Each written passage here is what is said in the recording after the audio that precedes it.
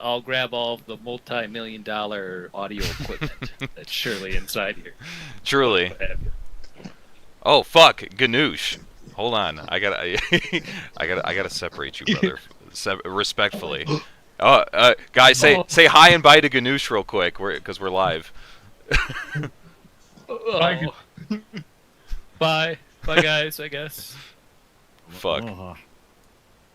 All right, Is all my right. audio actually intelligible? I think it's good enough. I think it's good enough. Oh shit. Hold on. We gotta move boys around here. But drag me. Roger that. Hey, prepare to be dragged. There you go. Yeah. All right. All right. I think we're doing the thing now finally.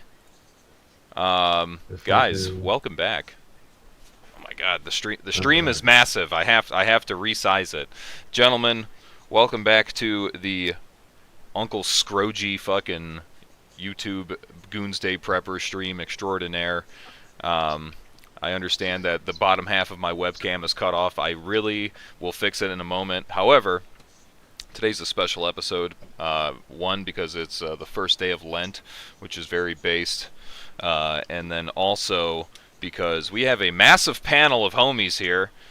Some newcomers, some returning faces. We got frickin' Guangdong State Broadcasting, aka Glosso Bright, aka Bucky, aka the Troon's biggest denier, hater extraordinaire. Welcome back, Bucky. We also have Procher Band, the voice of the people. All right, the voice coming from my basement as well. The voice coming from the inside of Zoran Mamdani's crystal. If you know, you know. And then we also have Omni-Byron and Chestrigger, some new faces here, which is super sick, might I say. And if you guys want, I will not steal it from you. But if you want to introduce yourselves, please do. All right. Making sure I could see the chat and the video. Yes, yes, yes. Am I up first? Sure, yeah, go ahead and go first. Okay, hey, I'm Marlon. I'm with Stratagem Branch. I'm a company or small label. Do a lot of custom tactical gear. And then I've also got Op Rod Kids on YouTube, so that's kind of more of my passion project, and you may have seen me in either of those. I'm the Glow So Bright guy from the channel Glow So Bright. I'm may or may not be Chinese. Intelligence is the key to success, and knowing what you're doing might get you somewhere, but oftentimes I have no idea what I'm doing. Okay. Who's Procher Band? Who is this? Who is this guy? Do we know? Who's this mysterious dude? I'm just a regular goy. I'm just a regular goy. I'm like you all. We're here to have fun, and it is what it is. No, you know what I really wanted is another nylon company from another gun tuber. We didn't have enough, but I'm sure these guys are based. They're very based, so we're happy to have them all here and talk with your chat, and hopefully not get banned from the channel on YouTube. So Yeah, it'll be a good time. No promises. I'm terrified what's going to happen next. Truly and honestly, when it comes to the caller questions. Which, by the way, yeah, slight spoiler alert, guys. If you didn't know, now you know. My lawyer has advised me not to finish that lyric. So we're going to be talking to some of you guys in the chat. We have a. I'm not sure how big the list is now. My underappreciated and unpaid admin will probably let me know very soon, but we're going to do that a little bit later. Omni, the owner and purveyor of Omni-Provisions, would you like to introduce yourself, sir? Yeah, small-time YouTuber, the guy who officially turned OG into a shill. Woo! I claimed it. First! but no, I think I'm the littlest dog on this whole panel, so. Hey, listen, but a dog nonetheless, respectfully, of course. Thank you for making it here. This is honestly so sick. This has been a long time coming. This panel right here, and we also got. Is this the first time, Rebel? Is this the first time you actually being here on stream? I think so. Dude, massive, huge ups for making it in, dude. Appreciate the invite. Yeah, of course, absolutely. Fucking, I was just sending out invites left and right, crazy style. I didn't give a fuck. You know what I'm saying? I'm like, there's been so many fucking people that I've been trying to get into the Autism Avengers. Very funny, dude. Fucking, there's been so many people that I've been wanting to get on the stream, that for one reason or another, usually scheduling, to get all these high-speed gentlemen in the same place in the same room at the same time is easier said than done. Quick shout out to Fat Tuna who donoed $2. He said, approach your band back in the crystal immediately. Yeah. I was so close. You don't understand. We were so. Yeah, we'll get back to them. Right. And remember, guys, $100 dono, drop N-word hard R live on stream. Stop. No, don't fucking do that. Do not! Not you, bro. About it. Oh my god. And then a special guest, chat. All right, for those who are unfamiliar with ancient ball knowledge, ancient Uncle OG ball knowledge, all right. I was a part of a special elite unit known as as Bivy Team 6, okay? Bivy Team 6. Bivy Team 6, all right. And this man here, formerly known as Ghost Alpha on the open net, he is the squad leader of that section. How's everybody doing? Yes. Would you like to introduce yourselves? Everybody doing? Like you said, me and him, we used to work together. Obviously, I used to have hair then too, so yeah, me it too. was nice. But yeah, we were in reconnaissance for a long time. I did like 14 years in the military, and then now I'm just a police officer. So mad respect. Here I am. Mad respect. God bless. So, chat, man. While we're getting started, everybody's getting situated. I know I kind of hit the ground running, getting the stream started. It was a little bit of a shoot from the hip sort of stream, you know. I wasn't sure who all would pull up, and I'm pleasantly surprised. This is truly a blessing, honestly. So, I got some questions for the panel. Okay, so the first thing that we're gonna kind of talk about. The majority of you guys here are familiar with the industry. Obviously, some of you have skin in the game, active members of the industry. Some of you are consumers, such as myself. You know, we do be consuming, but specifically for Omni and what was your name again? Chest Rigger? What do you go by? What do you want me to call you? Chest Rigger. Chest Rigger. Okay, roger that. We're gonna go with that. Yeah. Fucking for you guys, you know, everybody loves a good origin story. All right, we like to see the humble beginnings, regardless of where you are in your journey now. What's your guys' origin story? All right, we need to know the ball knowledge, the ancient lore. What made you jump? This is a good way to frame it. What made you jump from gun guy to like an actual manufacturer, vendor, business owner? You know what I'm saying? Go ahead, Chest Rigger. You take the cake first. Take the cake first? Yeah, take the first slice.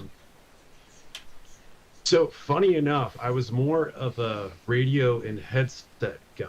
That's what brought me into the gear world. So I was in the Marines. I forget how many years I was in. Probably at that point, like 2 or 3 years in. And I have a friend, Jambo, big time collector out in the East Coast. And he took me to get, so I met him through gear trading locally, and then we'd go to Fort Bragg and buy up the whole town. All kinds of cool shit we'd find. But I was always looking for communication stuff like a headset, because my job, we were, of course, the Marine Corps, gives you the problem but not the tools. So like, gamers can use these headsets and play games, but they would expect us to run around with a radio like that, Okay. you know, participate in like the ground scheme of maneuver while still like, yeah. So all that to say, as I needed headsets, and they're very expensive if you were to buy one brand new. But if you go to a pawn shop in Fort Bragg, you can get it for a few $100. So I was going and buying headsets, and then guys were like, "Hey, dude, go get me one." So that became like a frequent thing. So in addition to headsets, you're looking for the perfect radio pouch, all the little doodads and stuff like that. And my buddy, randomly, I found, when we were looking for gear, I found a sewing machine. I'm like, why don't I just start making my own stuff? I think that's kind of what drove that. And my buddy took me, we went, picked it up, and then I was making gear out of the barracks. It wasn't all that good. And then I just kind of gradually, like, the more requirement I had for my own stuff is when I got better at sewing, and had some really interesting sewing experiences in the military. Because again, I was active duty at the time, so I was on tour in Japan, and there's a shop in Okinawa, Direct Action Gear, and very cool historic shop there because they make really good like clones of stuff, and they make their own products. It was very well made, and they let me, like, we don't speak English, or they don't speak English.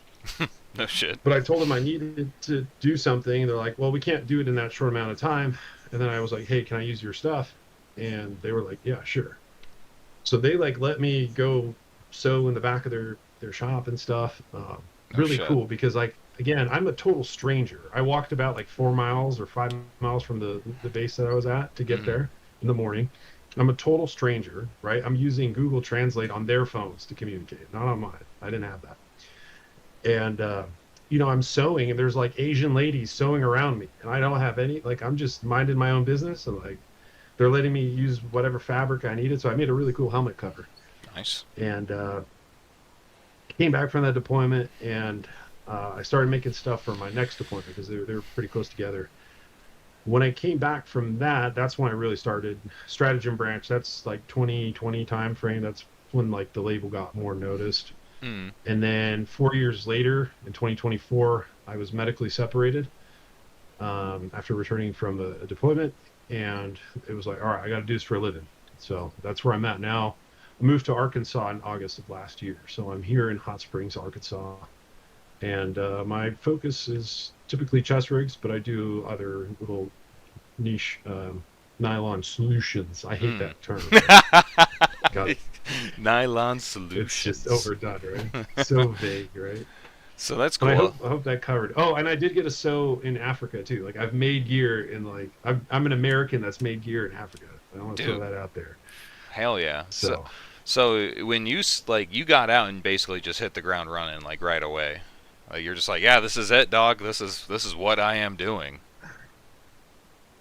yeah, kind of. I wish I hit it a little harder and a little more deliberate, but yeah, you got to learn from that, right?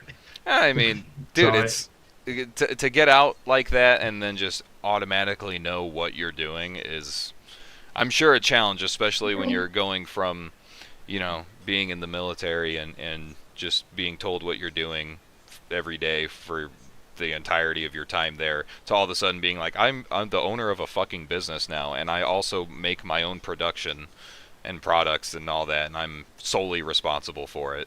I'm sure it's, you're gonna second guess some shit, right? So I can understand the not necessarily the full confidence, knowing to have the confidence to be like, yeah, of course it's gonna work. It's easy to say that now, I could actually conclude that with some wisdom I received recently, was that I really only know if I'm being careless. I'll never know if I'm winning or losing. Like, that'll never be apparent to me when it matters, but I will always know if I'm being careless. And I kind of have introduced that reflection into a lot of recent decision making, and immediately, like, been a lot more effective. Nice. But yeah, turn it into fellas. Thanks. Very cool. Very cool. Omni, brother, please steal the show here. Tell us about how you came to be at Omni-Provisions, sort of your backstory, where you come from, where your stake was in the community, and why you decided to make the leap into becoming an actual vendor? I got you. I mean, honestly, it probably starts right where everybody else's does. Like all of us has probably bought like some of the like probably most garbage stuff on the market. But also too, kind of over time, I kind of always had a little tism towards guns, and I always kind of nerded out over every certain parts and just just everything that goes along with that. Sure. And kind of got to the point where talking about it with all these, but like all people I know personally, to the point where it's like a every week type of thing. Like somebody has a question about a build they're wanting to do, and I'm like, oh, hold on, don't do that. Just trying to help them like save their money and try to get them what best works for them, honestly. And it just kind of got to the point where I was like, I kind of need to start capitalizing off this, because if I don't, I'm kind of shooting myself in the foot, realistically. So and I kind of drug my feet on it a little bit, but then I finally decided to push the go button, and Omni started pretty recently. It didn't really come into effect really about earlier this year, probably right into December, early January. So I'm Wow. like, fresh right off the ground, business wise, and I don't have everything like I kind of do on my website. The website's still far from done. It's like the mobile version is very clunky, but I put a little bit more work into the desktop version, because like I'm a one man band. I'm doing everything. Of course. So yeah. So it's been a process, and it's going to be a work in progress for a while. But like all things, it takes time to grow, and I'm just trying to do what's best for people. Like the thing that I'm doing about the whole like 5% on your order thing. Like I'm looking out for like, because I know who my customer base is. It's going to be like all of us, like prepared citizen type people. And honestly, those people kind of get taken advantage of a good bit, because not only are we looking at like the gun side, but even like the nylon kit, like the actual gear, and there's just a lot of stuff people can end up wasting their money on, because that was me, from an earlier time. I can't tell you how much crap that I had bought over time, and it was just not good. And of course, I find that out after the fact of spending the money. But I kind of wanted to be like I'm not now. I know this is very early. I'm very fresh, but like T-Rex Arms kind of does a good job of kind of filtering out some of that stuff, and they have like a level line. That's the kind of tier like I want to be. Kind of be like them in a way. But I want to give everybody the best deal possible, with competitive prices and like that 5% return off their entire cart. Because there's other websites like Primary Arms, they kind of do like their bonus bucks, but half the time it's not really super great, Yeah. And then I'll have to explain it. There's just kind of a joke, but I kind of want to take that idea and take it further, if you know what I mean. Of course, absolutely. Fucking There's Bucky. yes, there he is, the real one. Yeah, dude. I mean, fucking when it comes to I'm sure it's daunting. Like you said, you're kind of taking care of every little detail on your own right now, in terms of purveying, fucking customer service, making fucking programming a website, basically. You know what I mean? Building a website, your online presence, all that bullshit. I'm sure it's quite a lot, especially when you're starting out right now. Yeah, it's website. I've never really been probably like the biggest computer nerd when it comes to doing stuff like that. But I mean, I figured it out, and I know it's like far from done, but everything's been on me so far. But it's fine. It's not a big deal. But no, like kind of my path of like everything that's happened so far has been daggum quick. I didn't expect to be on the daggum panel with Uncle OG, bro. You know what I'm saying? That was not in my daggum book. Dude, you know what? I'm glad to have you here, dude. Seriously, this is what it's all about, right here. All right, this is the community. You're looking at it. You know what I mean? So fucking, I'm stoked to have you here. This is the best picture, the best scenario I could have asked for, honestly. Oh my god! And I couldn't be like any more thankful, dog. I'm gonna fucking cry. Here it comes, dude. Stand back. No, bro, don't cry. You're good, bro. We're good. Alrighty, so moving on here. Rebel, are you there, brother? Are you there? So your backstory is one. You do a lot. Like, so much so that like I don't want to like say something and be wrong about it, but I also feel like I wouldn't be. Like, with the Rebel Spirit website and the channel and just your interaction with the community as a whole is like you kind of have like a lot of fingers around in different spaces in this industry and in this community. You know what I mean? But I guess the question still stands. You know, why? What made you sort of go from just being the gung ho gun guy, you know, super into everything that you're into making content, as well as being a fucking selfless pillar into putting in like the community aspect and shit like that? What made you want to go from that, or go to that rather? Honestly, I just really like the big fan of community.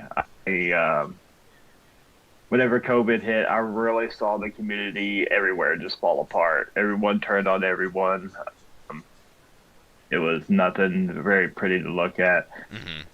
So I kind of just wanted to get back up into the basically just build up the tight knitness of the community, right? So just build strong ties. Where we can alternate ecosystem type of thing, and I really wanted to build that up. So I'm a big nerd when it comes to gun stuff and theory crafting and stuff like that. So basically the YouTube channel was just a way for me to communicate with the rest of the world, give my thoughts on this stuff. And then the website was just something I wanted to do to help try to build back the community in a way better than it was before. Go like that. Nice. Very cool, man. Yeah, I think we sort of cross paths a lot in terms of our quote-unquote mission statement with everything we do on the channel, respectively. You know what I'm saying? Your channel, my channel. Absolutely. You know what I mean? I think we're on the same page. You have a lot more flair. Yeah. Well, yeah. Dude, not really. I mean, we also have a lot of overlap.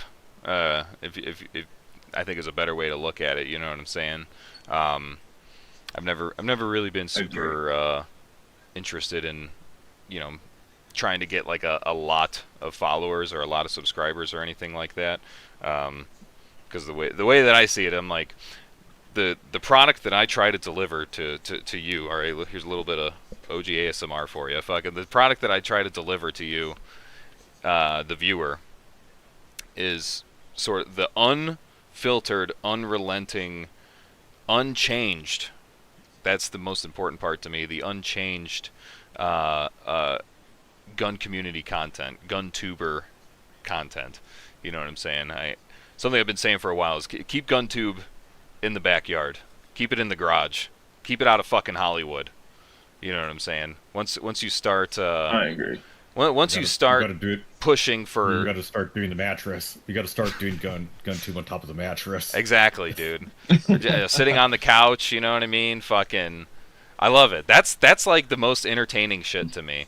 And it's so genuine, you know what I'm saying? That's kind of what I try to always be, no matter what, is genuine. And I could get that from you, 100%. You ain't changed like at all, and with the amount of uploads that you do, man, my hat's off to you. My hat is off to you, brother. I respect everything that you do on Phone M Grave. Fucking moving on here. Protraban, arguably the heaviest hitter here. What's up, King? Respectfully, dude. Same question. Yeah, dude.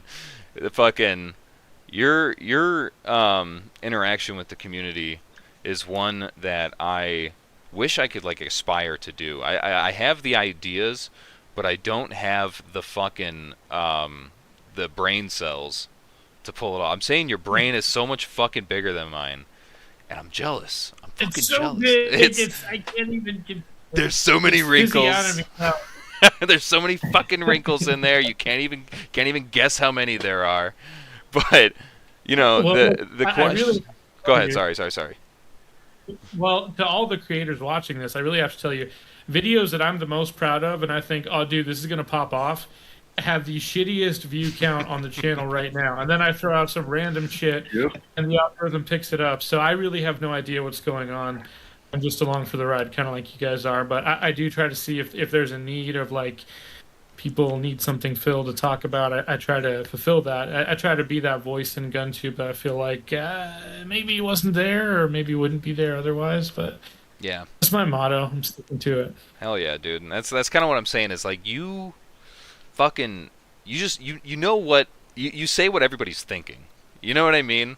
Like we talk about it fucking on Discord and shit, typing it out, writing about shit that we fucking hate is pissing us off, whatever. And then you're just like, here's a really cool video talking about the same thing with good evidence and this and that, and also, hey, by the way, here's SSX Tricky to look at, you know, for the goblin-brained viewers out there. Dude. Mad respect to that, honestly, the goat That of was PS2. that was aesthetic.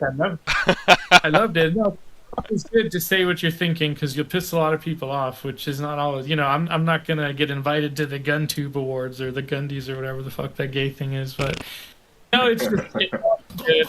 It's all good. We just have fun. It's really about, you know, you got to use your voice. I'm a big believer in that because if you don't speak up, and actually we need a lot of the great men who are watching this type of stream tonight to start speaking up about problems in our country, problems otherwise, and start using our voice while we still can and start, you know, because that's how we attract attention and start fixing things ultimately. Be They need to vocal. be fixed. Do not suffer in Yes. silence. All right, you have to be vocal. Oh my God, we're being joined. Hello? Is there another fucking hyper based YouTuber fucking hopping in the chat right now? I think we are being intercepted by the one and only G1 Alchemist. Holy fuck! Look at the size of this fucking panel right now. I'm gonna fucking cream. All right. Yes. To sort of wrap this up on your aspect, dude.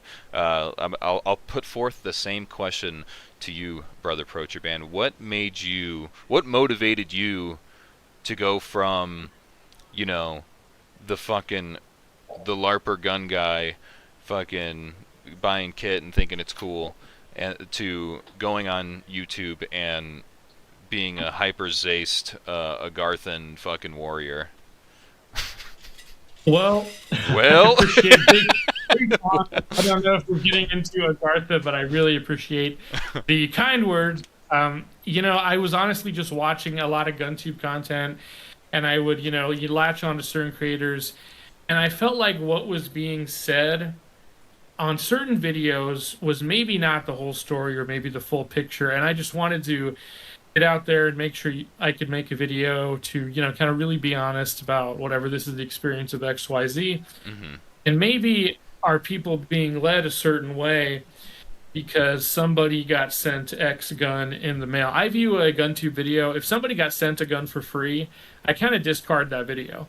Because it's like, okay, you didn't really want to invest in this yourself, but you kind of got it for free from the company. I realize that's the standard practice now, and a lot of people might go like, whoa, hey, is he saying my videos are fake?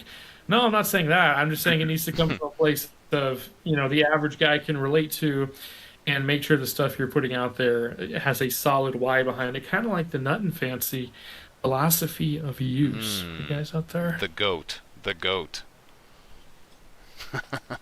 Yeah, you know, that's sort of the first step, right? Is just being like, yeah, this thing is cool. I want to learn more about it, but the only way I can do that is if I put some actual fucking stake into it by purchasing the damn thing, right? Yeah, the other thing is you watch, you know, 10 reviews that all drop on the same time about the Springfield Hellion or whatever it might be. And everybody's like, yeah, it's awesome. It's like, I'm sure it is. Is it really that? Yeah, right. Yeah. It's the So fact it's that you about paid trust. nothing You gotta have for that it, the best part about it, you know? Makes you wonder. Very curious. Curious indeed. Indeed. Right on, man. Well, thank you for that. Let's transition straight over to Bucky, Mr. Glow So Bright, brother. Please, I'm interested to see how and why you wanted to become the what's the word? The intelligence officer. Reporter? Yeah, the intelligence officer slash reporter for the enemies of Reddit, as it were. So please talk about your history and why you decided to be this person you are today. I originally created Glow So Bright mainly as a way so I can actually facilitate and convey my own thoughts into a way to show, like, hey, I've identified a problem, here is a way for me to address it, and here's the why and how behind it. Whereas before, like, I would have a decent idea on what's going on, a decent level of tactics, at least relative for what it is back in the day, and then with no platform out there, with no clout out there, I end up getting quite ignored. So having Glow So Bright, while initially having just, like fairly simple problems like how to sight in an M16A1, basic things about what's the difference between 223 and 556, why do I don't like green tip, and eventually turns into other problems identified that I want to convey as well. And being on focus trip, where where one of the things I do have is just identification of weapons, gear, and sub-attachments. Then instead of having the duplicity of effort where everyone tries to do the rush on trying to identify a weapon used in a high-profile incident, everyone just works together and collabs and just brings that conclusion to the entire audience as a whole, where the audience would benefit from this consolidated amount of information in a very quick and timely manner. But it ended up turning to information because I find it to be more valuable than like, say, products or things or the new things. A lot less financially a lot less of a financial strain. And Oh my God, somebody's a lot echoing. of that. Well, where before it was like just misnomers or things with firearms, like back then, like trying to explain the difference between like ball and dummy ammunition for like the Alec Baldwin incident over in New Mexico, all the way to more and more complicated and more current issues. And the intelligence side of things is a great way to have when I'm having a complete lack of logistics or time, or I don't have the ability to do a Paul Harrell style video in the woods or at a gravel pit. But with but like, for example, like 7 years ago, like there'd be people shilling out chest rigs, like maybe not chest rigs, but just shilling out products they receive for free as part of like a marketing or brand. But the quality of the products are bad. Quality control is an issue. Consumers buy it, they get burned from it breaking quickly. And funny that you mentioned about Japan, a chest rigger. Another Japanese firm would pay like Australians and Canadians to like shell garbage products. They fall apart. I didn't like everything. I made my own Chicom rig with a domestic sewing machine and canvas, and it actually was the best thing for airsofting until I found a new old stock Haley rig imported from America I got for like $90. God bless. Holy moly. But yeah, identification of problems, especially when we're how you say the World Economic Forum says, preparing for an angrier world in 2030. Information about what's going on is a good thing to have. Absolutely. You fill that niche well. Yeah, your ability to quickly report on that shit is unmatched, And I would say. I shouldn't be the only one. More people should put this information out there. When they see something, say something, put it out there in a format. Because it could be because it might be the people in your neighborhood that would want to fight you, and they don't care about law or their own self-preservation in doing so. Indeed. Well, thank you for that, brother. Wait, is it broken? Is what broken? No, I can hear you fine. My voice. Oh, okay. No, here, loud and clear. Yeah. I got you as well. No complaints in the chat either. So check yourselves respectfully. Make sure we're good. But G-Watt, what's up, dude? How you doing? people, man. Doing good, brother. there's some people that are convinced that we might be the same person because they've never seen us in the same room together. You know. Here we are. You do look similar. You do look similar. Two white dudes, both bald, both mustaches. You know. It's the same. Yeah. What? There's only so many phenotypes. All right. Jeez.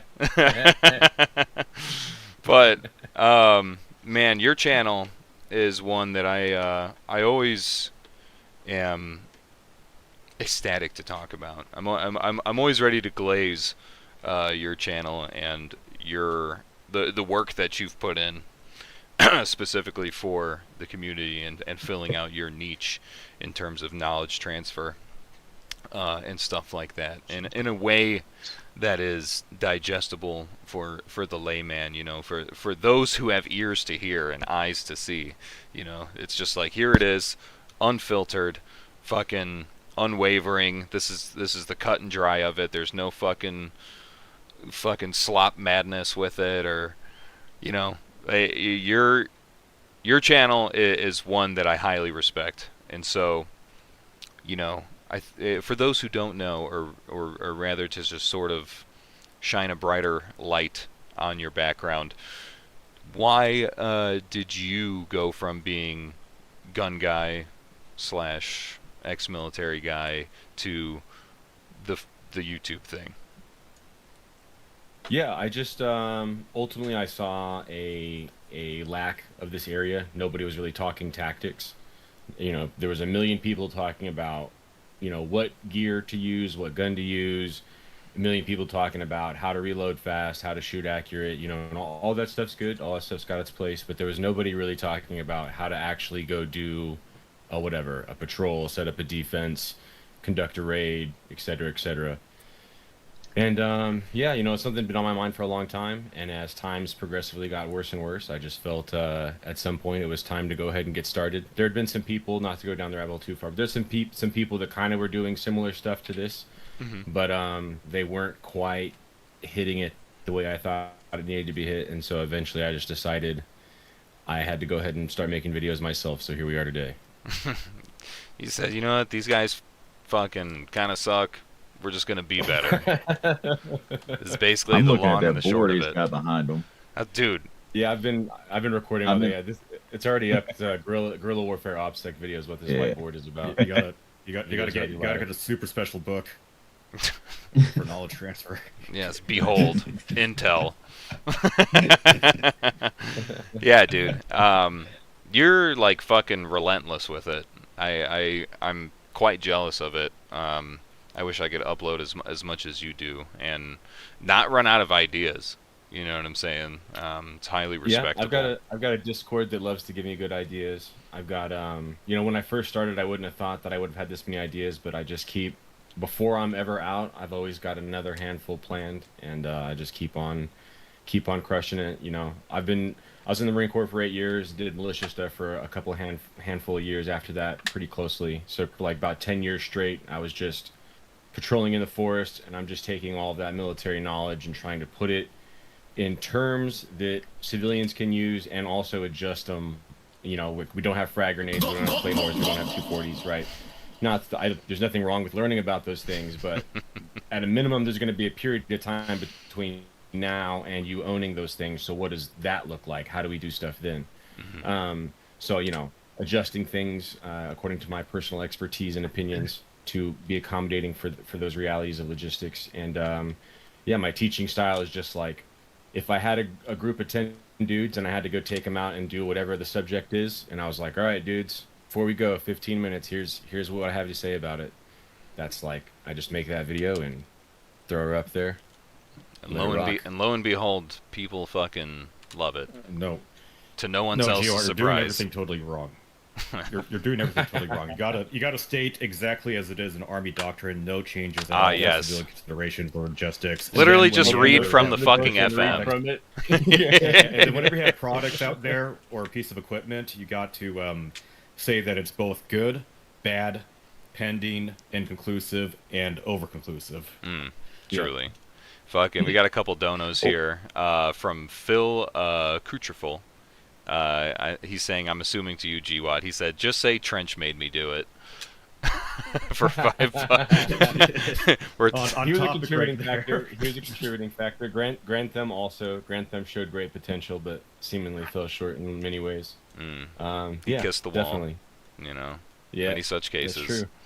And then Any the Void earlier on, he said for $5, he says, tell Prochabrand I need him to convince SV89 that the P320 is not a good pistol in any way. I didn't realize that needed convincing at this stage in the game.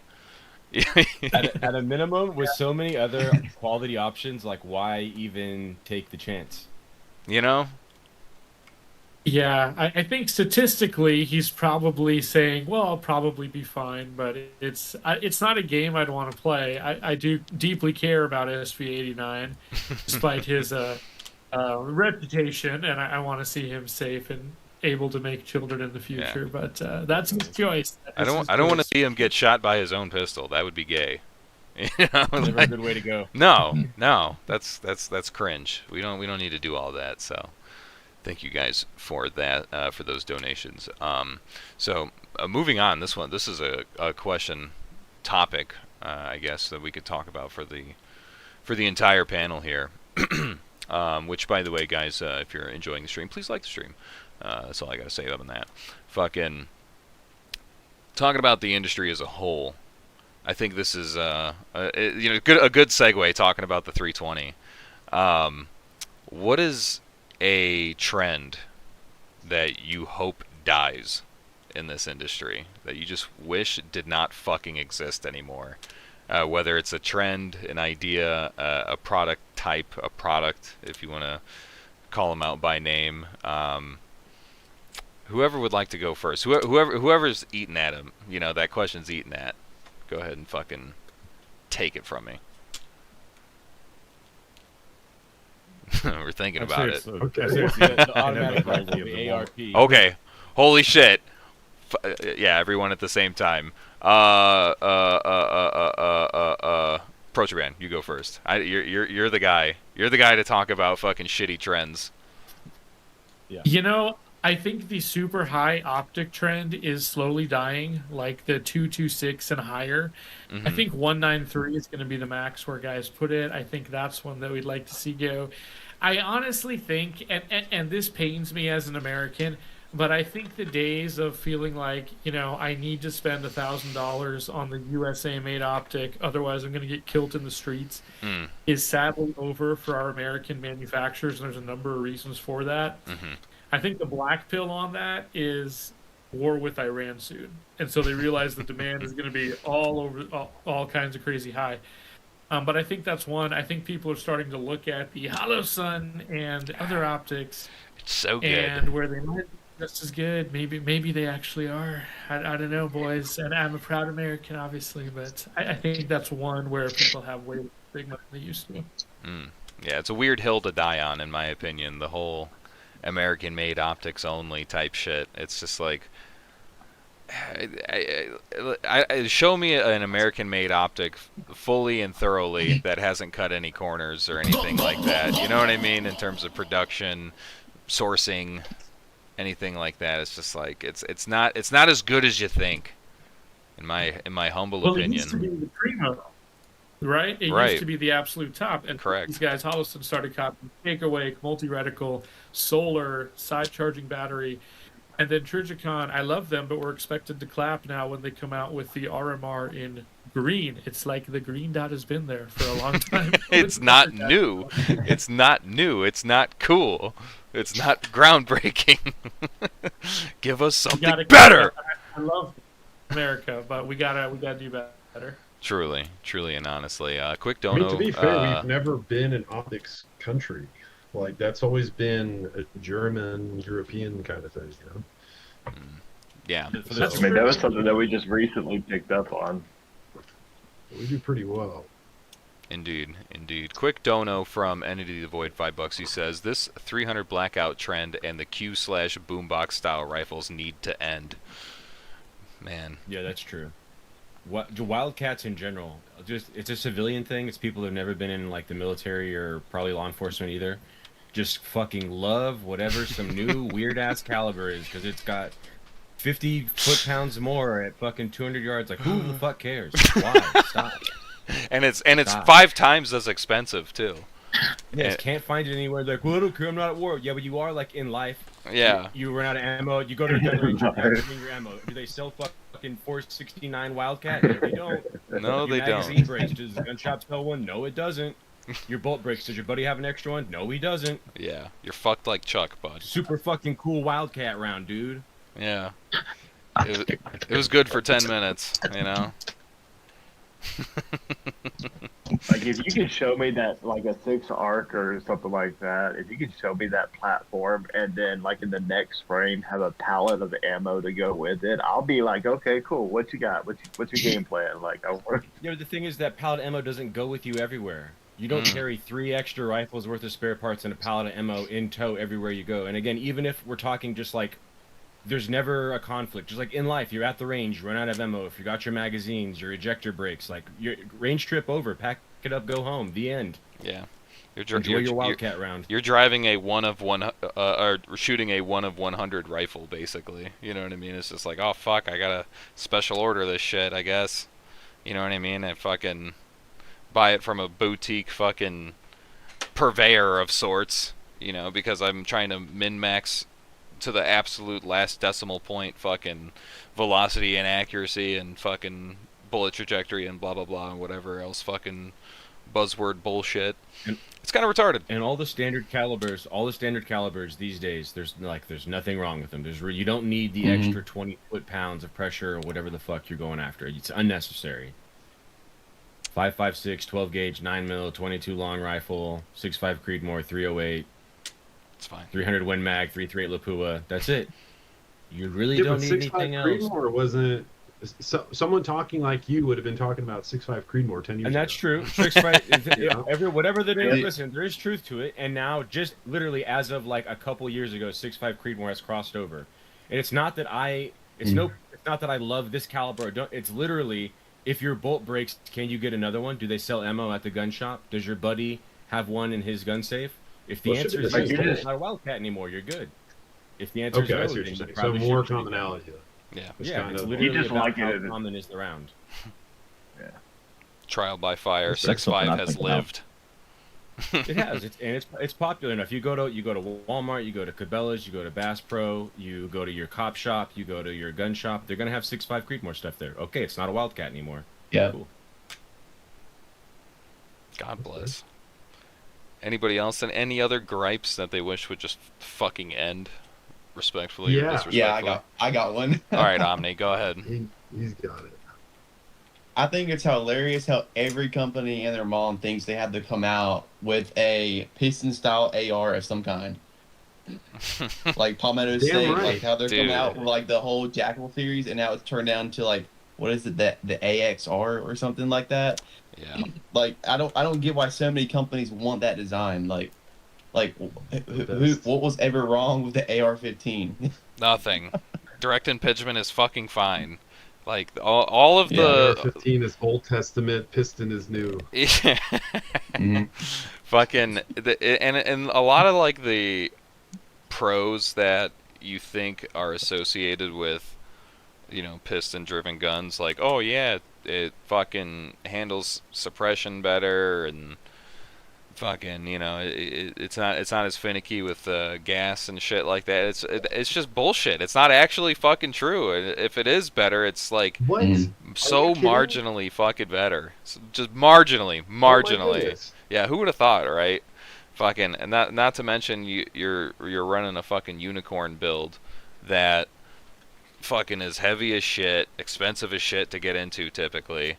It's just like, nah, bro. The classics. There's a reason why the standard is the standard. That's kind of what I'm saying. It's like it's a fucking solution in search of a problem, and the problem wasn't fucking there to No. begin with. No, sir, OG. I'm going to change your mind in a month. All right. All right, please do. I'm open to being wrong. I like looking at these videos and being like, damn, I was a retard. You know what I mean? But I got one of them up on the wall right there, a Lightner upper, and yeah, you're about to argue Pistons with Hold Piston, on. man, dude. That let me thing, see.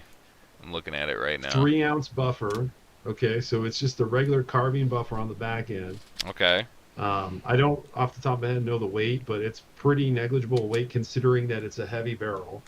Okay. And the system self-regulates. So you can add a can, you could change the ammo around, and you don't have to tune anything with a 3-ounce buffer on the back end. So it's not like you're playing with buffer weights to like, calm it down. That thing's working for you. Really? How yeah. does this witchcraft come to be? Where does it come from? By two-stage, like a two-stage bleed off of the gas. So at the gas block, there's a nozzle, and the op rod covers that nozzle. Now on the op rod, there's 6 holes and they're staggered. So the first 3 are what's required to operate the system, and then the last 3, instead of overstroking to the gun, they are an outlet for that excessive gas. So what's pretty dope is like, especially with the SBRs, but even like you're shooting 2.62 through the 16-inch there, it's very fucking smoky, and you get this like sick fork of like smoke coming out the fucking top, dude. Yeah, almost like a ported barrel sort of deal. Yeah, it looks like it's fucking it's good to go. What's this called? I'm gonna look this up. Yeah, I gotta look it up. What's this it's brand? Lightner Wise. Let me see if I can link it here. Lightner Wise. So, like, is the receiver made out of like a magnesium or lithium or anything, or no? I got it. The receivers, they're 7,000 series is the upper, and I think the handguard is 661. And I think I just put it in chat. Okay. Yeah, so the receiver 7,000 series, there's some material differences. I mean, that's Paul. He, like, the designer, he likes the smoother stuff. So you got some chrome plating. Off the top of my head, I don't remember the specifics on the barrel, but it's fucking nice. And especially now with like the FRT craze. Yeah. These things, like, so I ran it when I was suppressor testing on a SOT lower. And I was getting like 1,200 rounds per minute suppressed. Wow. So like that thing's fucking fun, and that's just with a 3-ounce buffer. So you could probably tame that with a H2 or something, or slow it down like a little bit. using a tungsten. Yeah, but dude, it's fucking building. It's not the same system, so it's similar. It's an advancement of it. So Paul, the designer, he just never, like, that was his brainchild, and he never gave up on it. So like the innovations that he's putting out these days are definitely from that time, but like that's shit's still cool. Like the LWRC, I don't know about you guys, but I've always had good experiences with them too. So do you think with the Piston game, there's just too many fucking shitters in the pond right now that are just kind of taking the idea and not doing enough innovation with it to bring it to its full potential, I guess you could say? No, I mean, we've been getting a lot of innovation. I think the tough part is with PSA, they're okay with, like, this is what I've noticed about PSA. Like, they'll commit to something, like coming up with a whole new gun, but they don't bankroll it. Like, they themselves don't take it seriously. Like, if you're at another company, like let's say HNK, right, and you've got like a product that's being developed, like you're really invested in that, right? Like you want that to succeed, you want it to be the best, blah blah blah. But for like PSA, it's like, hey, what's this random Reddit idea that we're throwing out this year? So it's not something that they seem to be like very invested. The employees are behind it, like really thinking about it. So you get that product, you get something that they kind of care about. It might work, if you ever watch the Jackal videos with Focus Trip, it's not a good look on there. No. But at least people are trying. And then the other thing is the kits that, because people are talking about kits, the Adam's arm stuff, like there was batches of that were bad.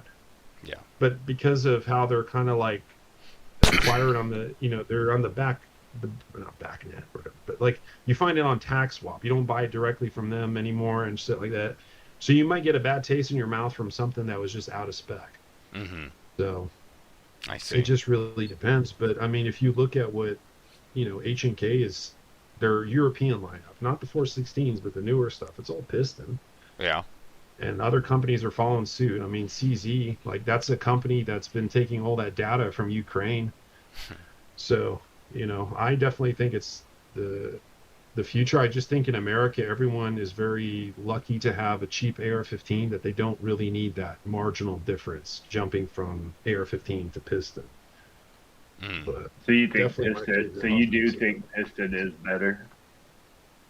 I'm not going to say better. I think it's just really good. For most cases that I would want to employ an AR-15, I would want a Piston, sure.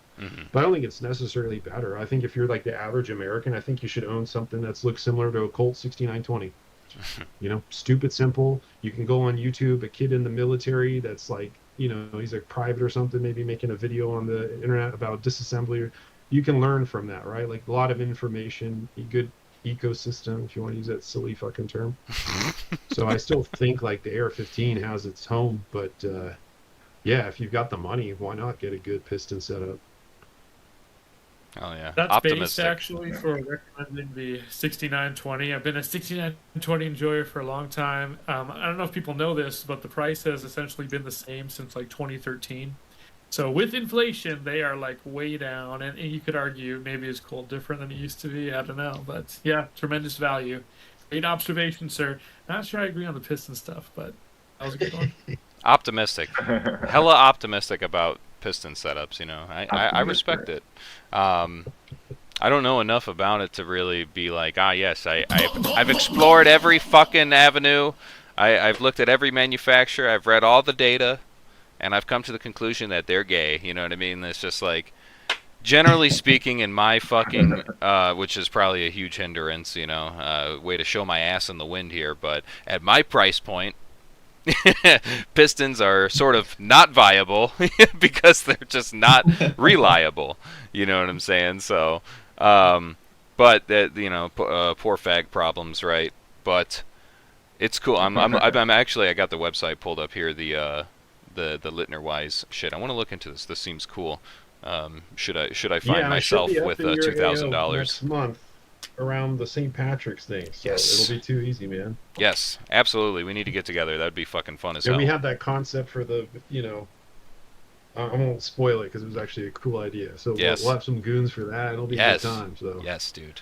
I'm Yeah, fucking well- hyped. The shit's in the works, all right? Fucking, yeah, shit's in the works. It's It'll be happening, a lot of boys. fun. This 2026, the year of our Lord, is going to be a good fucking year. Spoiler alert to all you guys out there.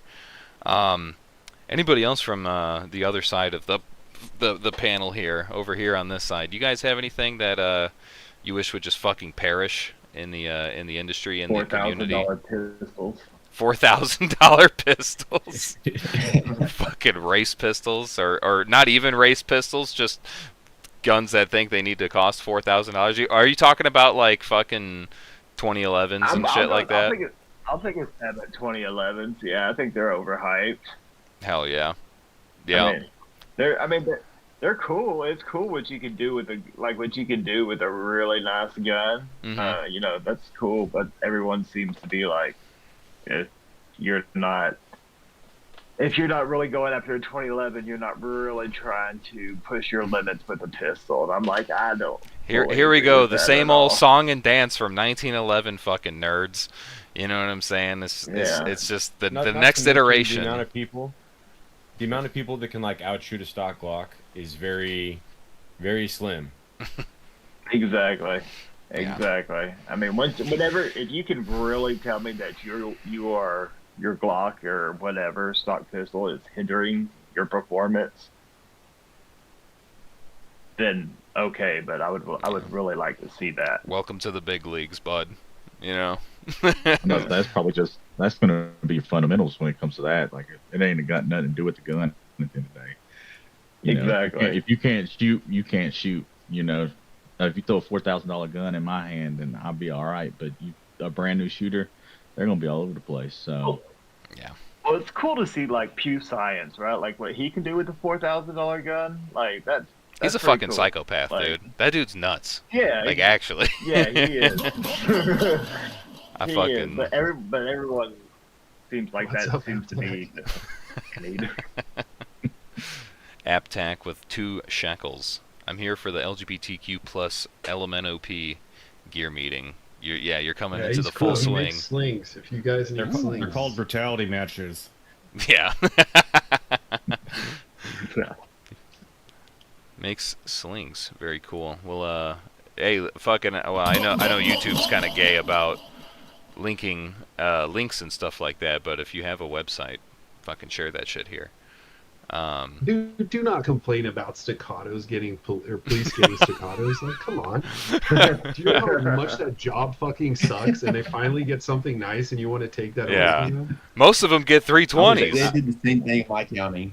Yeah, the whoever's getting issued staccatos better also have like a pretty fat department budget for like training ammo or something yearly or whatever. How the breakdown is. Because if they just bought them staccatos and then were like, "Yep, keep not shooting ever," that was an unwise use of funds. Dude, I'm all Yeah. about cops getting all the nice things, okay? Yeah, fuck it. You know, Yeah, they we got a should budget. get the That's what it's for. lineman ammo and the staccato, but if we have to pick one or the other, we should be wise about it. Truly. That's all If we're gonna waste And I'm money here to on find- guns, they better be getting good guns. No, they need the arrow with the streamlight pistol light bolted to the front. Yeah, That's type what they shit. need. Legitimately. Fucking. And then one cop just like puts on like a GBRS Hydra mount on it. Yeah. Fucking. I want to see cops carrying those. You know what I'm talking about? Like from back in the 90s or whatever. Like the old. Well, like, I don't know if it was the 90s. Probably a little bit after for red dots and such. Do you remember the fucking accessory rail mounted over the slide rail for optics and shit like that? Like it was a shroud that went over the sides of the Wait, fucking pistol and fucking, but it mounted Wait, on talking the about like accessory rail. This shit is like Like an ancient. LG 6-second mount.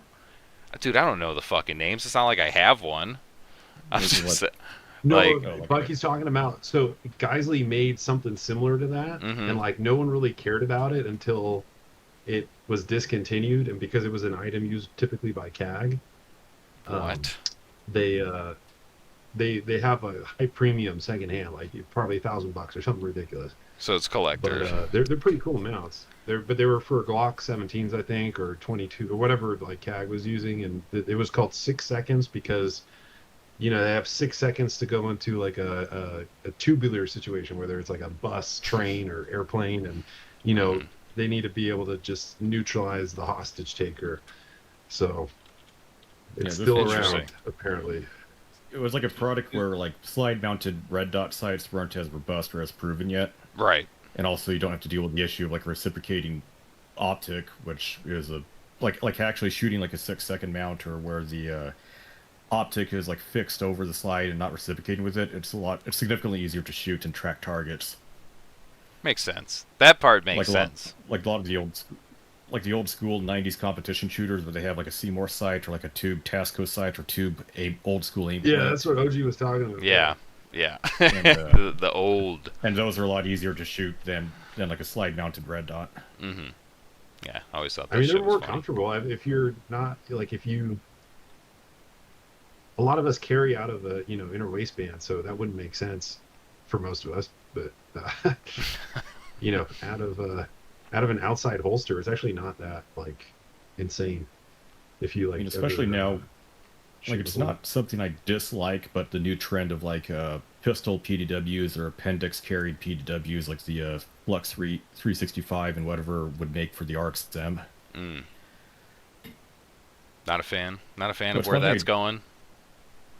Although one thing, it's kind of like it's not a trend I dislike, but it's something that people seem to overestimate once they start training with it more seriously, would be appendixable or very, very compact PDWs, and they put like 2,000 rounds through it, and then it starts choking up guts with spring and starts wearing out in weird ways. Yeah.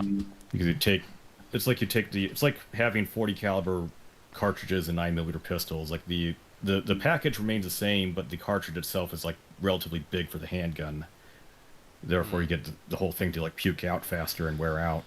Yeah, I think Appendix PDW is probably like peak fucking Facebook fucking like boomer fucking shit. Legitimately, this is like it's pipe dream shit. This it's like, dude, you're never going to use this ever. Like, don't even bother. You know what I'm saying? This is pipe dream. This is ridiculous. What are we doing? We're stuffing PDWs in our waistband. Wake the fuck up, please. Like, who is this for? If that's your comfort zone, I'm all about it. Like, if you feel like, hey man, I'm stressed, but as soon as I get this thing on my shoulder, like I'm good, then why not? Like, I'll say, dude, I went to an inner city gas station the other day. He had a whole AK down his pants, so you never know. oh yeah. Yeah. Yeah, solutions, I guess. Look, those people found out what open carry means. Yeah. Oh my god. You know, I've been quite vocal about it, and I fear I might be quickly becoming more and more alone on this hill to die on. I've talked about it a lot, and I still stand with it. I still stand with it, and rather I stand against it. I think the whole like hyperfixation. Thank you, Phil. I'll read that in a sec. I think the hyperfixation on IARs is fucking ridiculous. It's hype. It's industry hype. It literally is. It's like, I don't understand what the fuck people are sinking so much money and like parts and builds into making especially a fucking DI gun try and behave as close as possible to a fucking belt-fed LMG. Is like, it will never be that. It is the tranny of AR-15s. It will never be a fucking LMG. And no matter how you dress it up, no matter how you make it talk, it is never going to be a fucking LMG. Just fucking relax with the shit. Like I'm not saying that, like, oh yeah, don't ever shoot your AR at high volume of fire. That thing will fucking blow up. That's not what I'm saying. Like, I'm not saying like it's a misuse thing. But I just think it's... You talking like a purpose-built IAR? Yes. Like, it's fucking stupid. I'm just like I can't help but laugh. You know what I'm saying? It's just like, okay, look at it at a bigger picture, okay? Because guys like there's civilians out there, right? That look at that weapon and be like, I want to do something like that, and then they start working out and they start training because they're like, that is a big responsibility being the automatic rifleman. Yes. So they start incorporating really good behaviors in their life. That, like, yeah, maybe personally I wouldn't like roll around with an IR all the time, but it's like, dude, that guy's being based and like getting, you know. I'll carry the torch, brother. I will carry the IAR. Like that dude is studying machine gun drills and practicing it with his friends. Like, you can certainly hope that they're doing all of that, though. You can certainly hope that like they got most of them are. They got energy, dude. You know, you gotta be happy for it. Don't be the guy that every time, like, you know, whatever, like, Battlefield character trend comes out, you know, you can't be the guy all the time that's like, oh, we're doing recce's now? It's like, dude, fuck yeah, we're doing recce's, do it. That's another one. Yeah, but that's came and went. That guy. I'm the anti-trend guy. I'll be him, I don't care. It's we hate industry trends. That's the other thing about it that I really don't like, is that it's just been so... I'm sorry, I didn't mean to cut anybody off, but it's just been so fucking, like, pushed by fucking... Consumerism. It's already have an AR, content creators, already have another some AR, companies, keep keep buying them, keep making them, keep fucking putting them together, keep spending that money, fucking Goyim, keep it up. Gotta build one of those. Yeah. Don't worry. Hey, only 5 more ARs and you'll be perfectly fucking prepared for any situation. Just 5 more ARs, bro. I swear. That is what irritates the shit out of me. Yeah, but it's not typical consumerism because it's grassroots. It's not like the big companies that are like, hey, your wife needs an IAR. It's like there's a company, Red Right Hand. Oh, I know them. An upper company, and I know them well. They're doing really well, right? And like, that's kind of cool to have this breakout of a company that is not a typical gun company that's like, hey, this is our offering for, you know. Because a lot of gun companies, what are they offering? Is the stupid small pistols that I can't even, you know, carry in my big hands, and it's for like faggots to go to dinner and be like, babe, I had a drink. I'm gonna pass you the pistol. You need to lock it in the vehicle. Okay? I've researched the laws in this state. They're You gonna know? throw me in jail any moment just- now. It's just the splitting. It's just the splitting of the economy that we're seeing everywhere, or like whatever culture between the boomers and then like millennials and younger, right? So like the companies, Remington, Springfield, they're for boomers, and then all of GunTube is the mainstream media for the millennials and younger. That is all like LARP, SPR, IAR, all that shit focused.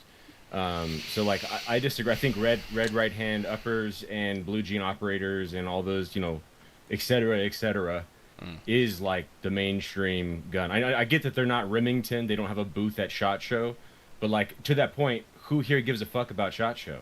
Like the whole what is the mainstream is that's like CNN, doesn't matter anymore. The people that care about it will be dead in years. And what is actually mainstream is everybody else.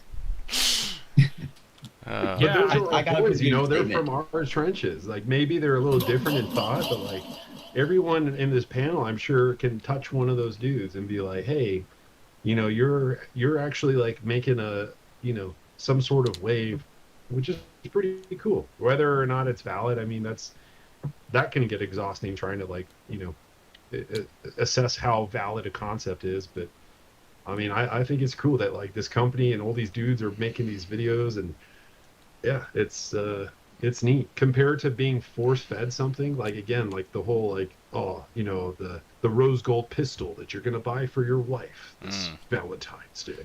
The Tiffany Like, blue that's Taurus fucking curve. Where like some dude gets a cramp and he's like, yeah, man, I want to be an auto rifle gunner in my militia. Yeah. Yeah, I think it was I the got national something I want to say progression about this stuff, topic here. Go ahead. All right. Yes, I think the whole IAR topic is incredibly based, because at heart, the only reason it exists to civilians is because we don't have open bolt machine guns. That's the whole, and I'm not like, dissing on nobody for like making them or like promoting them. Like everyone's entitled to do what they want to do. But to the prepared civilian aspect, is it really the safest thing once you start incorporating cook-offs after a certain X amount of rounds? Not really. Like, Thank you. In an age where one cook-off could mean something bad and we don't have access to medical equipment on a hospital level, that could be the difference between life and death. And I mean, and at the end, I'm not hating on nobody and not hating on nobody's concepts, because I want to be like, I want to be cool, I don't want to be, starting no fires, but I mean, it kind of is what it is in that aspect, A hype train. So like for civilians to take it seriously for preparedness, I don't think it quite lines up. If I had to recommend like, what's going to be the team machine gun? If it's not an open bolt machine gun, I would say, hey, let's just make it like a 16-inch to a 20-inch AR coil hammer forged barrel, and let's just rip like FRT a couple rounds in a span. And like, let's just keep on going. Yeah. Let's have an upper to You're swap. using such an extreme situation of cook-off. Like to get to that point of cook-off, you have to be doing something that like 4 mags within. What's up? 4 mags. 4 apparently. magazines. Rapid.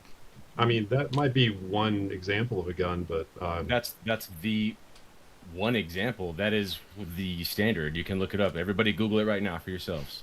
cooking off in 4 mags. Well, like for like a SOCOM barreled M4 automatic Yep. cyclic. Yep. So you I can mean, do I all could the show whatever. you, You can do a right hand upper that's 20 inches or whatever. Maybe it gets up to. First of all, it's cook. You're talking about internet burn down videos where they're waiting for the round to immediately cook off. I'm talking about the weapon goes on a closed bolt. We pick up from position and walk away. And 30 seconds later, the round has been sitting in the hot chamber and starts to cook off. That will happen within 4 magazines. 4 magazines. Excuse me. Okay, I see what you're saying. So being able to like get off of an engagement and maneuver as opposed to being at a range and letting it cool down or something. Sure, like, yeah. there's the But I mean, like, very. are you really going 4 mags in like? If you in are an the support employment? weapon and you're trying to use a volume of fire, yes, absolutely. I have But personally that's the shot thing, like- thousands of rounds in a support position, not through an AR because it was a belted weapon, but yes, Right, yeah, that's what I'm saying, In the like- theory of what they're trying to do, definitely. Most people run I with think like it's a possible to D60 get a start closed off. bolt to to do it safely because the I agree. HK21 series is closed bolt. So I agree with your assessment. It is impossible to do that with a closed bolt system, which is why trying to do that is not logical, which is why no, it I is. think It is the direction. possible. How? Not Yeah, I maybe in think an AR-15, but I think if you get something machined, as they're doing with like the, I mean, I haven't kept up like to date, but the Lima 6 system looks pretty promising. So I we'll mean, see. I'm not it's like a just- gun engineer, and I stand to be corrected. Obviously, if we invent something that's never existed before, then very well. But as far as my knowledge, no closed bolt system that exists is able to sustain a high volume of fire because very rapidly, within a handful of magazines, you will reach temperatures that will give you delayed cook-offs, which is unsafe in an actual tactical environment. Which is why the concept of build an IAR as a volume suppression weapon is illogical and arguably dangerous for like uneducated civilians. I'm not One, saying that yeah, but I mean those are valid concerns, and- but I think that's on current systems. If I were to interject, like one for like your forced reset. Yeah, I mean, or this to me super reminds style me of the systems, whole recce rifle trend, which I think is now dead, where guys thought if you plop on an LPVO, you're basically American Sniper Chris Kyle.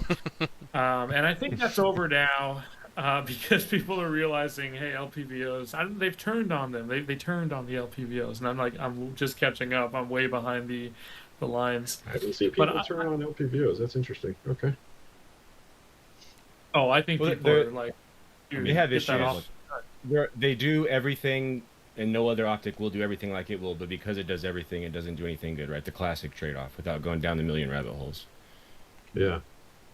Right. I think it's a toughness thing. But for the IAR thing, I kind of feel it's a LARP. I mean, I have to bring it back to like the civilian world, the real world. In America, the two most notable cases of guys using their AR-15s for self-defense, if you think about it, right? Number one, Kyle Rittenhouse.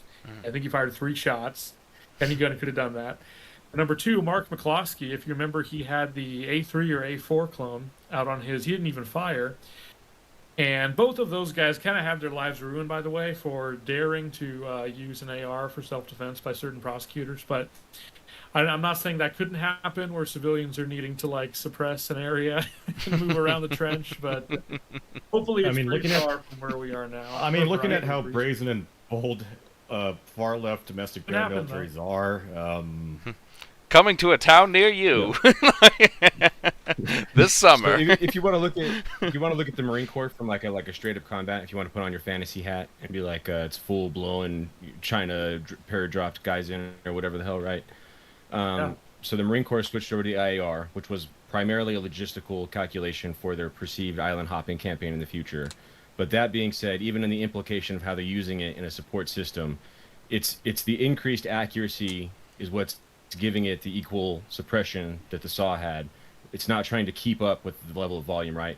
So there are limited scenarios and times where they'll go full auto, dump 1, 2, maybe 3 mags tops. When the assault needs that extra suppression, or when they're initially occupying, or when they're breaking down, or other niche scenarios. But generally, they're in semi-automatic, taking well-aimed shots, taking advantage of the increased accuracy of the VCOG and the HK over the M16 and the ACOG. So that is the actual implementation of how they're like solving it. And I'll shut up for a while. Got a double-barreled question regarding that. One is, what did that like mimic the like how the British Army was treating the LSW, where it was like a pseudo like suppressive weapon, now turned into more of a marksmanship weapon? And two, the other thing is like when dealing with enemy combatants overseas, for example in Iraq and Afghanistan, and since there is a greater proliferation of select fire weapons, how often do the bad guys use like automatic fire for like AK-47s? It's similar. Yeah, I'm really not familiar with the question about the British and their light support weapons, so I can't really answer it. I would imagine like it's just a simple equation, right? If you have to suppress the enemy, you can either do that with a high volume or a high level of accuracy. As you get less volume, you need to increase accuracy, or else the effectiveness of your suppression will drop, right? Like a sniper can hold down a bunch of people if he's in a good position and he has super accurate fires, because everybody knows if I poke my head out, I die immediately. A machine gunner can hold down a bunch of people because he can just spray a continuous bullet holes hose down the alley, and everyone's like, well, if I walk out there, I get shot 20 times, and that sucks, right? So you need some level of one or the other, which is why like riflemen generally suck at suppressing targets, because if you have like 4 riflemen, a rifleman team trying to suppress a target, they're neither going to have a high volume or a bunch of accuracy. There's just going to be like, that's called sporadic suppression, right? There's going to be like sporadic rounds flying generally around, but you might think to yourself, I bet I could cross that road and probably not get shot. And if I do, it's not going to be like in the face or 20 times, so I'll probably be okay. Yeah, but kind of in the vein of what you're talking about, LPVO being like a almost jack of all trades, you know, you could look at an IAR in that way, that like the M27, as it says, is just a 16-inch piston AR with a lot of components that can be a lot lighter, just because there's aftermarket versions that are way better in the Marine Corps. I would say don't look at the Marine Corps' usage of the IAR as like any kind of gospel, because that thing changed its role so many times on how they were like scheming with it, whether from the beginning. Yeah, they tricked the DoD to fund them adequately. Yeah, but I think you remember, right? Like, it was originally this huge kit where it had like all these the Mantis panels. It had the 3.5, like the SDO on it, with the RMR up top. Like, it was kind of that IR roll, or whatever, automatic rifleman roll, replacing the SAW. And then it was like, okay, now all infantry are going to get the M27, and in interim they threw on the RCOs, and then I think replaced them since with the 1-6 from Trigicon. But they had M38s as well, which were the same fucking rifle. It just had a loophole that they kept over from the Mark 12s and threw it on some of the, and they called them M38s. And they kind of played around the whole concept of like, hey, this guy will, you know, have a grenade launcher. This guy has got 16. You know, they're always playing around with the tables of organization. But I mean, the principles of that you just said were like excellent. Like, I feel like that is a captivating reason why to own an IR, because, you know, we're talking about, like, you know, gentlemen mentioned those 2 shoots, but I would say, like, look at your worst case scenario when the power goes out and there's going to be a struggle at some point of, you know, authority, right? And you're going to have people that might just be criminal, and they might just be bandits. And I've encountered those when I was not like 2 of them were fucking straight up we'd like talk to. But so some background story. I was in Western North Carolina for relief, and there were some bad actors out there, and they show up at like odd hours. So we didn't witness that, but there was a household that they actually put out a shotgun blast to deter a break-in. So, you know, power's out, law enforcement is spread out, very like probably an hour response time. You're gonna have to provide your own security. So I would offer, like, yeah, if you can quickly stop a vehicle, especially like a meth head in some fucking truck that already looks like a crushed beer can, if you can like delay that somehow and put that down, yeah, like absolutely have an IR. I think you're delusional if you like if you think it's a 240, then yeah, you're delusional. Sure. But if you're like, hey, this is a great contact or fuck off gun, sure. If you want to add automatic capability to your rifle, that's fine. If you want to give, which is what ultimately the Marine Corps did, everybody automatic fire in your squad capability, right? So now when we say contact left, instead of the saw gunner dumping 200 rounds, now all 8 of us, all 9 of us, 6 of us, 12 of us, whatever, can each shoot 30 rounds, which is acceptable, is not putting our gun in so hot that it's a cook-off. But as a total unit, it's the same amount of volume of fire out. And yes, you're right, is that break contact or that initiate contact or as an individual, but that I have a GPR or whatever the fucking acronym is, the cool term of the day, right? I have my AR that's just like my rifleman AR, and then I give it automatic fire. That makes sense. That's fine. That's okay. Building a fucking 20-pound automatic rifle that you think is going to fill the role of sustained volume of fire is not good. Okay. Well, I mean, you can build whatever you want for fun, for range days. Yeah, I get it. Cool. Yeah. Like, it's not useful in the real world. Yeah.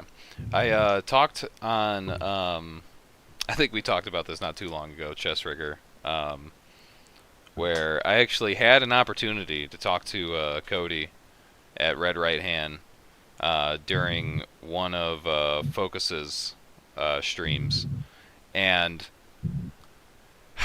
I tried to, I really, like I said, I'm obviously skeptical of the IAR concept, So I just wanted to ask him, as like, you know, the fucking guy who has the company who sells like the most prominent IAR upper with the heat sinks and all the and all that stuff. You know, I just want to ask him like, hey, was there like any sort of like you know, verifiable data that, you know, confirms or denies like the efficacy of, you know, this upper? Does it like, you know, what sort of metrics are we looking at that show improvement on sustained fire and heat mitigation and yada yada? And as soon as he like started talking, fucking Hop started just spewing off about his fucking upper and totally stole the fucking damn conversation. And I was remember like, that stream. Yeah. I was like, dude, I'm gonna fucking freak out. I'm like, I had him. I was gonna find closure. Like I was gonna find so Cody, if you're listening to this, listen, I'm not mad at you. But if you're at SHOT next year, I'm going to find you and I'm going to corner you and you're going to answer my fucking question. Okay? Alright? It doesn't have to be a public thing. I just want to know. I just want to know. And if Hop's there, I'm gonna sick the fucking goons on him to make sure he can't interject. Alright? Because I have to know. I need to know. Alright? And I don't want to hear it from fucking influencers. I don't want to hear it from fucking people on Reddit. I want to know from the guy who made it. Okay? So, please. Give me that. But you're setting I got a yourself up for solution to failure the because IAR. like he cannot not sell you that. I know, but That's like me trying to be like, you know what I mean? Like I can't ever tell you not to buy a chest rig. Or I Right. could, but you would never believe it.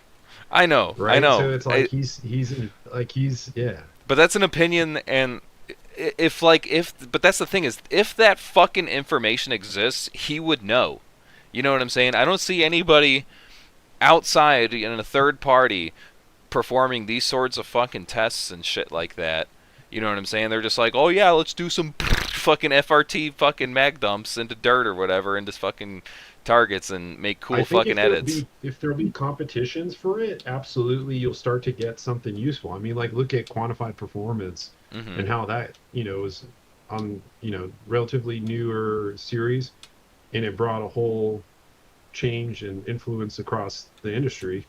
So I think if you start having matches where it's like at distance, but with these IARs, you might get some cool results, especially with how accurate you can be and quickly.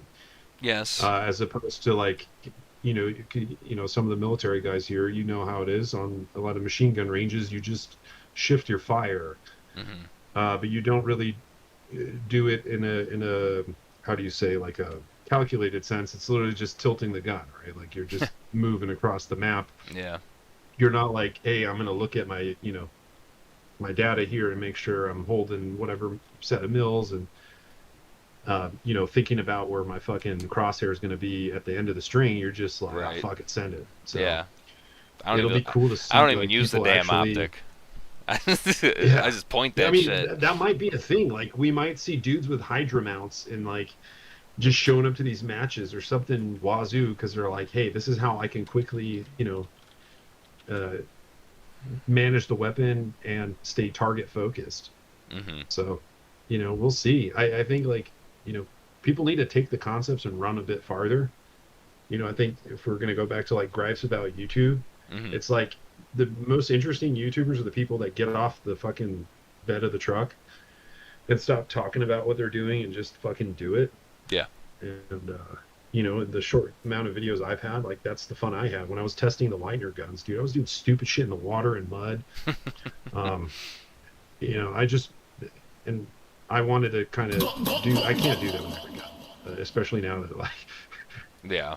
burned down a lot of money. But it is. I wish more YouTubers were like that, as opposed to like, hey, these are my thoughts, or something so short-sighted. But actually taking like, hey, this is this system. I got this upper from Red Right Hand, and I want to go fucking piss lead at 900 yards. I would So absolutely we'll see. be down to test a red right hand upper. However, I am in the boat of being skeptical enough about it that I am not willing to drop $2,000 to test one out and be right in my fucking Yes. skepticism. If anybody if anybody has one, the test that needs to be done is you basically take it to the range on like a normal day, whatever, as close as you can get to 70 degrees with your climate, and fire 4 mags as fast as you can through it. If you have an FRT, great. If not, just fucking semi-auto fast fire's fine. And then send it home on a closed bolt with a round in the chamber, and then just let it sit there and get all the way cooled down, right? And so if it doesn't cook off, which it shouldn't, after 4 mags, great. Once it's all the way cooled down, do it again with 5 mags. Again, send it home on a chamber, let it sit there. Basically, do that 5 mags, 6 mags, 7 mags. Keep doing that until it cooks off eventually, and find out what that point is. How many mags can we shoot before it will do a cook-off, you know, whatever, 30, 45 seconds later after we send the bolt home. Because everybody on the internet just does the full auto thing until it starts cooking off as soon as it goes home, which is way past the point that you actually, from a tactical standpoint, care about. Right. That's what I care about is the fucking... I'm like, I want to know how much heat mitigation is actually there comparable to just a regular fucking air-cooled, no heat sink, have an ass AR upper. You know what I'm saying? That's all I'm trying to figure out, but it's just not... I don't know yet. You know what I mean? But I really don't want to sink that kind of money into it and to just be like, oh, wow, it's like 1 extra mag. You know what I mean? Like, fuck. Do it. Hopefully it's actually substantial and it actually gives you, like, at least like doubles it or something, right? With 7, 8. I would love to be wrong. If that's the case, red right hand would make that video and put it out there. Correct. Because then that's kind of legit. I can smoke a whole normal combat load before I have to worry about a cook-off. Okay, that's something. Maybe that's worth the extra 5 or something. Right. Justify it. Make it make sense. Yeah, I am also skeptical. Absolutely. I'm getting a lot of chat going crazy right now. I got a few donos to read before we move on, and I'm hearing some chatter from you guys. I'll let you guys finish your thought here in a sec. Let's read this. Phil Accoutreful, $5, he says, Grantham blew up because he chunked in Susan. What the fuck is that? What are you talking about? wait, like the like the old YouTube CEO, that Susan, or Susan Wojcinski? Yeah, chunked in her. Oh, that Gross. Sounds like incredibly specific. Yeah, right. Chat, I need context. But I don't think there's a single Susan in the gun industry, right? No. This is that we know of, at least on this panel. So. Yeah, the context is lost. Interesting.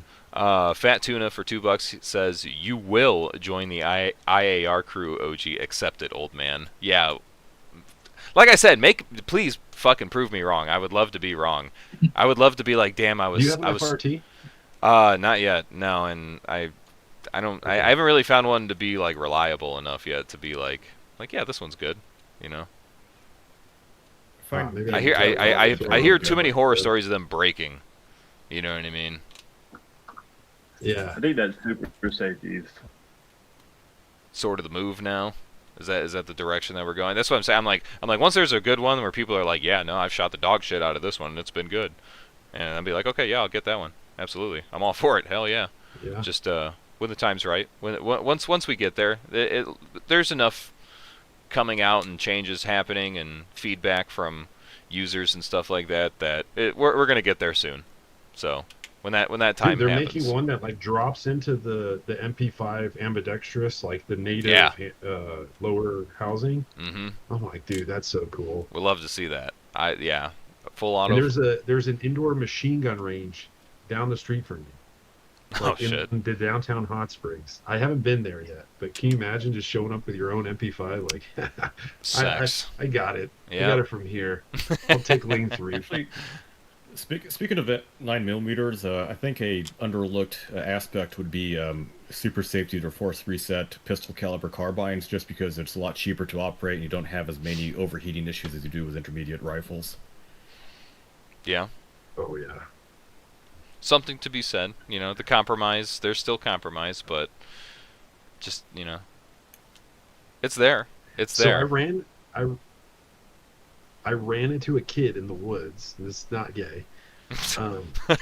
He had a Taurus 22 with an FRT, and this dude like he would let me shoot it, and then by the time I was done, he had he had this members only jacket, but I think he saw the picture of like the Heat actors like training in Los Angeles for the movie, and was like going for that because he had like the sneakers and like the worn jeans. So he had a cool vibe going, and dude, he's just handing me these mags, and it's just like we're not waiting for it to cool off. And then like his buddies joins in, and like other guys start fucking, and it's just like, dude, this is like an assassin pistol. Like you can't fuck up with this thing. Yeah. It's just like, bah! Full mag Yeah, dude, immediately. a suppressed FRT 22 long rifle is definitely a viable tool for sure. There's a meta there. That's a fucking There's a meta there. yeah. We need to You can tame that literally beast. write your initials in but FRT 22. You can do some stuff with that. That's sick. One more dono here from Any the Void, $10. He says, hot take, but industry trends are what is keeping the domestic gun industry alive. Yeah. I mean, we got to talk about something, right? The firearms industry outside of .gov stuff has no money compared to other industries. It's not even close.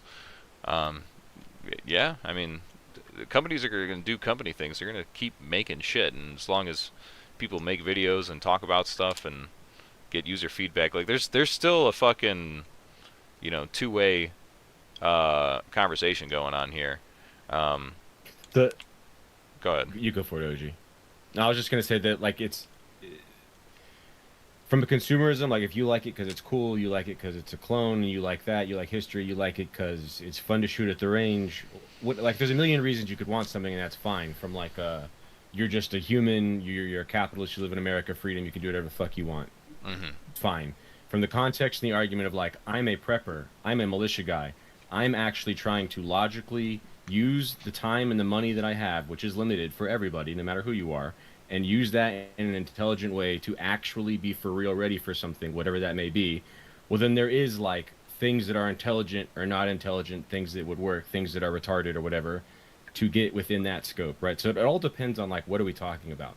You're just like, I like guns, they're cool, I like to go to the range and shoot shit, and this gun looks like a Halo gun, and that's cool because I like Halo. So yeah, whatever, fine, cool, go for it. Don't tell me like your Halo gun is your primary because you're a very, very serious militiaman. That's retarded. You know what I'm saying? It all depends on the context of what it is we're talking about. Very I'll play devil's I am- advocate just a little bit on this one. Go on, I dude. think I think you're actually right with everything. So as where it sits right now, I don't think that there's really a solid use for a purpose-built IAR and in 5.56. That being said, though, as the industry starts to play with stuff, we might start to see some development that starts turning that might not true anymore, right? Mm. I mean, I would still prefer to see the industry start to play with like more material science and stuff like that when it comes to like developing different platforms or whatever you want to call it, stuff for the weapon systems. But as more people start to play with IAR concept or the FRT concept, I do think we might start to see some new breakthrough developments that will allow it to become a more viable option. We can hope, Very right? plausible. And if that time happens, I'd be all about it. Right. And I wasn't even necessarily talking specifically about FRTs, but those definitely fit in line with the discussion for sure. Mm-hmm. Yeah. Yeah. Protraban, did you have something? That's a really good point, though, about the industry side, because at some point, like, if we, the consumer, are like, no, we're content with our AR-15s, like, things are going to cool off, and, yeah, there won't be innovation. So at least, like, this is kind of, it's like the F-15 for, like, us, like, our world. You know, like, oh, the Russians have the MiG-25. It can absolutely destroy everything. We have to make this super good jet. And then you find out that, like, we, beat them by, like, fivefold. We So, vastly overestimated the capability. It was kind of interesting, except for maybe like Ukraine. But yeah, in terms OG, of, I was just gonna say I actually am retarded, so I do judge guns based on how cool they look and Capital. how much of a bad. yeah, that's That's where I why spend my my money, Winchester so. trench gun is the best gun ever. Mm. Especially if you put Compensating, it in- people say compensating Yeah. for what? I don't know. Looking cool is the most important part of all of this, truly and honestly. Fucking. But, okay, so look at chat, right? People Mhm. think they are militiamen, blah blah blah. Animals don't practice, right? dude, that's like hey, if you want to own this gun, you gotta carry the creed of the automatic rifleman. You better start kicking in a gear. You don't eat raw meat. You eat raw meat now. Oh, I ordered a red right hand upper. I'm gonna have to get raw milk. Yes. I'm gonna find a raw milk dealer. Yeah, today, Dude, like, bro. It comes with the territory, dude. Like, it's good. Fucking have to. Yeah, I keep thinking about the GWAT and the story about, these Army Rangers or who, I forget who it was, but they're running up a mountain and they're just getting lapped by these, these goat herders basically in sandals with plain AKs with irons. So it's like, I don't know, what's the lesson about the GWAT? You know what I'm saying? GWAT Alchemist is like, yeah. So I don't know, gotta think about it. I think lightweight is a meta that hasn't really been tapped into yet, but I think it will in the future. We got to come full circle. Broad Context corruption and is bad key, right? decisions by policymakers. Yeah. Yeah, absolutely. Alrighty. So now I'm going to open up into the final phase of tonight's entertainment. Right. Okay. Fucking. As stated before at the beginning here, we're going to be doing some call-ins. Some call-ins from you, the viewers. All right, this has never been done before, so I'm sure this is gonna go terribly. But For good reason. we're gonna you're gonna have a chance to talk with the homies here on the panel, ask some questions, talk some shit, comments, questions, gripes, concerns. We are your new HR, so we're here to handle it as best as we humanly can. So SV89 is going to help facilitate this. It looks like we got, oh shit, this was from 8:36. 6 people in line at 8:36. So, fucking, I'm sure that number may have changed. I literally have people DMing me telling me to hurry the fuck up. So, let's just go ahead and get started here. SV89, if you have somebody locked and loaded, go ahead and send them into the fray here. Yeah, I see some people fucking lined up in the other chats. So this is for those of you that aren't familiar. If you're not in the Discord, fucking basically I said like, hey, we're gonna do this thing where you guys can get on the panel and talk some shit and ask some shit, and so that's what we're doing. And we got some people lined up here, and the first one we got here is motherfucking Turnaround Sinclair. Dude, welcome back. Long time no see, even though I talked to you earlier today. How you doing, buddy? Oh, buddy, doing grand. So Hold on, we gotta check out the fucking fit here. Put it up on the Taliban hat. Yes, dude. Yes. The Taliban hat, dude. Mine looks like a goat. What's wrong with me? Well, hope your line goes over easy, Mr. Uncle. Thank you, sir. Yeah, it's by the grace of God, I will get through Lent. What's your blouse? What camo pattern is that? I see it's like kind of chocolate chip. Is that full chocolate chip or Saudi or something? Those like that. Black sauce. You got that drip. You got that Arma 2 Afghanistan DLC drip.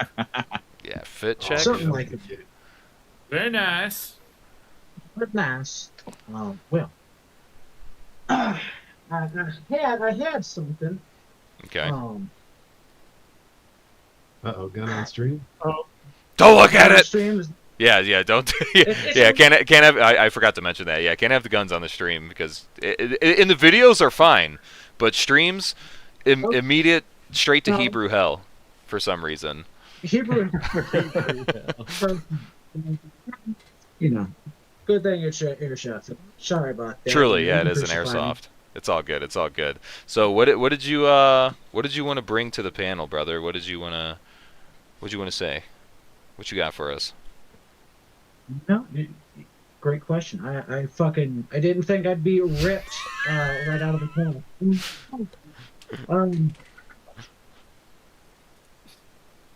Are you gonna do Lucas outdoors, but as a goon? Mm-hmm. Are you gonna videos like that? Am I working on what now? Say again one more time.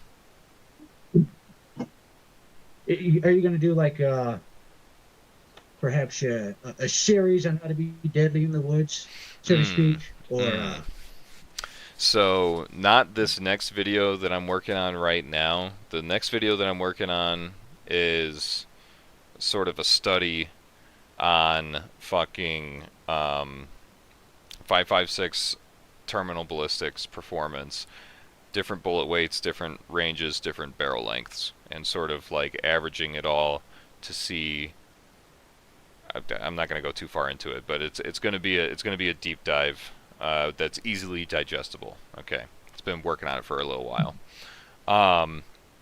The video after that is one that you guys voted on, talking about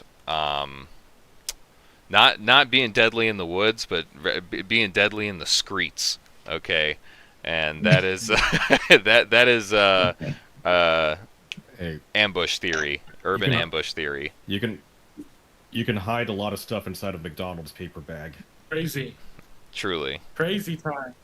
yeah. The yeah. Chicago holster. So that's the follow up on not this next video, but the one after that. That will be one I will be talking about, because I mean, like, rural stuff. The conversation that we had with fucking Dugan on the last stream really had me thinking. He was kind of right about, like, how, yes, there was, historically speaking, in previous ages as well as modern, that a lot of fighting basically centralizes around urban areas or highly populated areas. It does it happen in rural outskirts and fucking totally fucking rural areas? Yeah, absolutely. But it also happens a lot where, the majority of fucking infrastructure is, and where people, when you're looking at a machine that requires logistics and infrastructure, you're going to base your operations around where logistics and infrastructure takes place, right? So that's kind of where the fighting more than likely is going to take place anyway. So that's kind of the point of shifting focus from, like, oh yes, woods LARP shit, to a more focused, like, urban look at things, at least at first. So that's kind of the plan. well, I got you. All right. Oh yeah, man. That kind of did it. There was something I heard about piston All right, well, think guns. about it. Call back. No. You're leaving us hanging here, dude. No, fucking. What do you got? You're saying something about piston guns? Yeah. What about Mini 14s? Those got awful things. Think about that as a superior piston-driven firearm. I guess. In terms of looking cool, fuck yeah. I want a Mini 14, just scratch the M1 carbine itch that fucking I consistently have. But M1 carbine Great is for so assault fucking weapon banned expensive. states.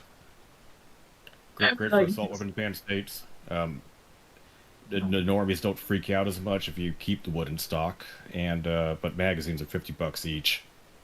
Yeah, yeah. I mean, find 20 more ones from Alibaba. I mean, I wonder I don't though, know. because I feel like at this point everyone's freaked out about, or not freaked. How do you say this? I feel like there's not a gun that doesn't look scary. Like, to the average person, it doesn't really matter if there's wood or not. Like, I feel like that was an old holdover from, like, the 80s, 90s, whatever. Yeah. That sounds just- about right. The comeuppance of the AR. It's like, holy fuck, a black gun. It was the outlier. Especially like if someone's holding a shotgun, I would be freaked out. I'm like, whoa. Like, oh my god, this guy's a fucking psycho. A shotgun in a crowded area, holy fuck! Dude, that's all the more reason to be more on edge, I guess. But yeah, no, I agree with you there. It's just like, a gun's a gun at this point. It's just like, eesh. It's like concealed carrying. Like, no one cares until you whip out a gun out in a public area, in a crowded area. Yeah. Then that's a problem. Right. Absolutely. Right on. Fucking You got anything else for the panel, buddy? Before we hand it off to the next viewer, I saw the chat double since you joined, so there's a line of goons behind you. Well, hopefully these goons have more shit than I do. Oh no! Everything. As soon as I got pulled in, all thoughts stopped. So it's all good, homie. Thanks for stopping by, brother. We'll I'll catch you on the flip. All right. Thanks for coming in. I got something for GWAT. Can you get AppTac in the queue? Say again.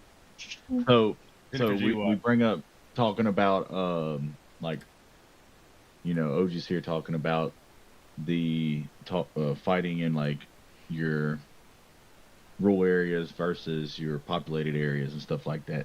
Something I never understood while I was in the military is like, we spent so much time training in the wood line, but then I get deployed to Baghdad, which is a very large city, you know, and we probably did, you know, a shoot house 4 or 5 times prior to my deployment.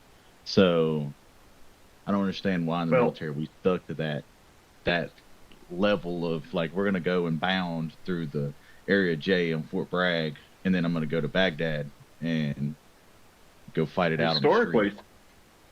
I mean, historically speaking, well, no, I take that back. Mount facilities are expensive, and there's limited amounts of them. It feels like it's left over from Nam. Were you gonna say? Or no? I was just gonna say, like, I mean, Baghdad, Iraq, all that stuff. That was a very irregular war, right? Like, that was not the norm, any means, and so that's something that, historically speaking, anyway.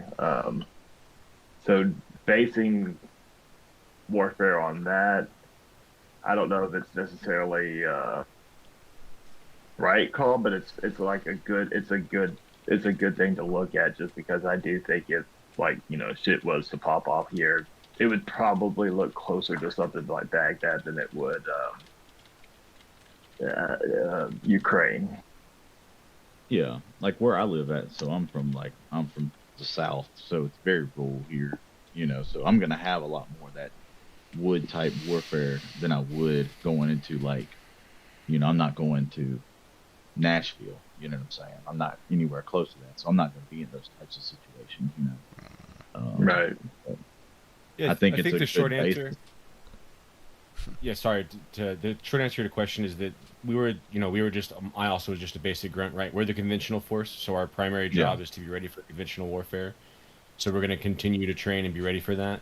And then while we were on this like side quest, the unspoken reality is we could stop this and change it or alter it or whatever, leave this and go. If we had to go fight Russia, we could just like stop the Middle Eastern bullshit overnight.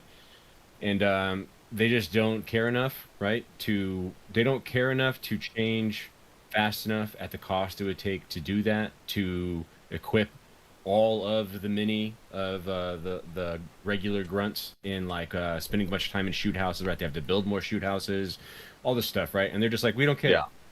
You can be able to fight conventional military.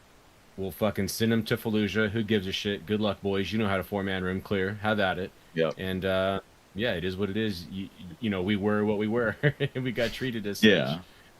Did you not have the Combat Hunter program in the Army?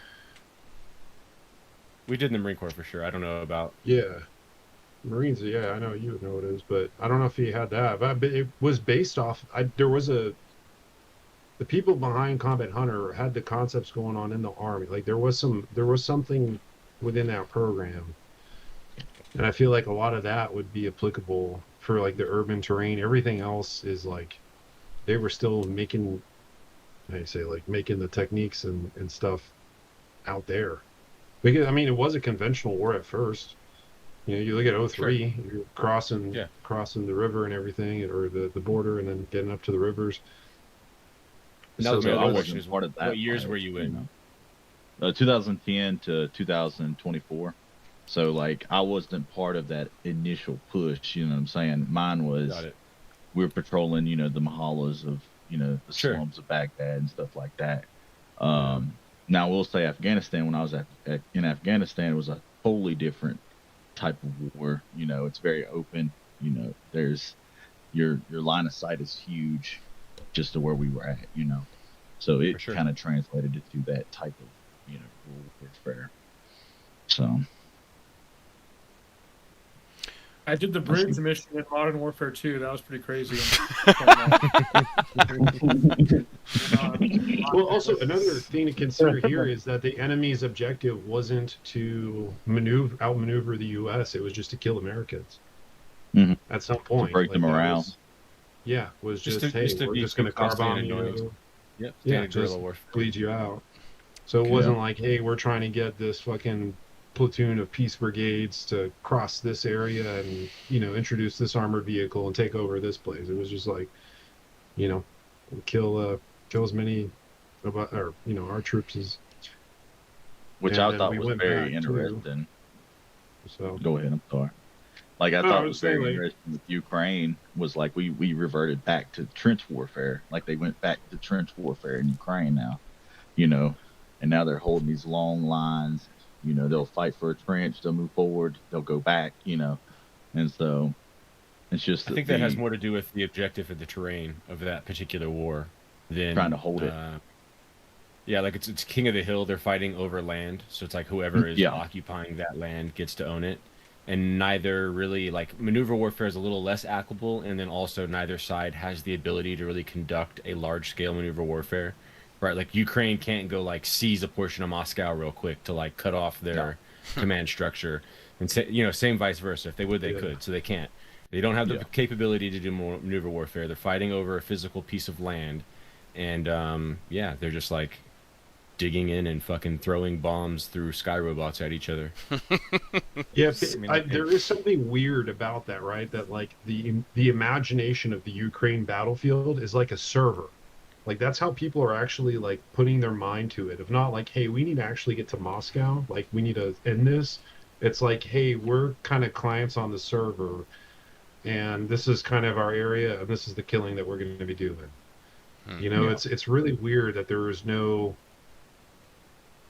Like for all the shit that's going on there, the things that would end it are off the table. Like, actually It's stepping foot. Probably by design, at least from the Ukraine side. Right? Another forever war. Another forever war yeah. to look at would be, just because of asymmetric odds, would be against Thailand and Cambodia, and then Thailand had better trained troops, more modern weapons, and then also they would take lessons from Russians on how to clear trenches with small arms, and then also they have a functional air force that can just bomb the Cambodian Army Division headquarters and the capital.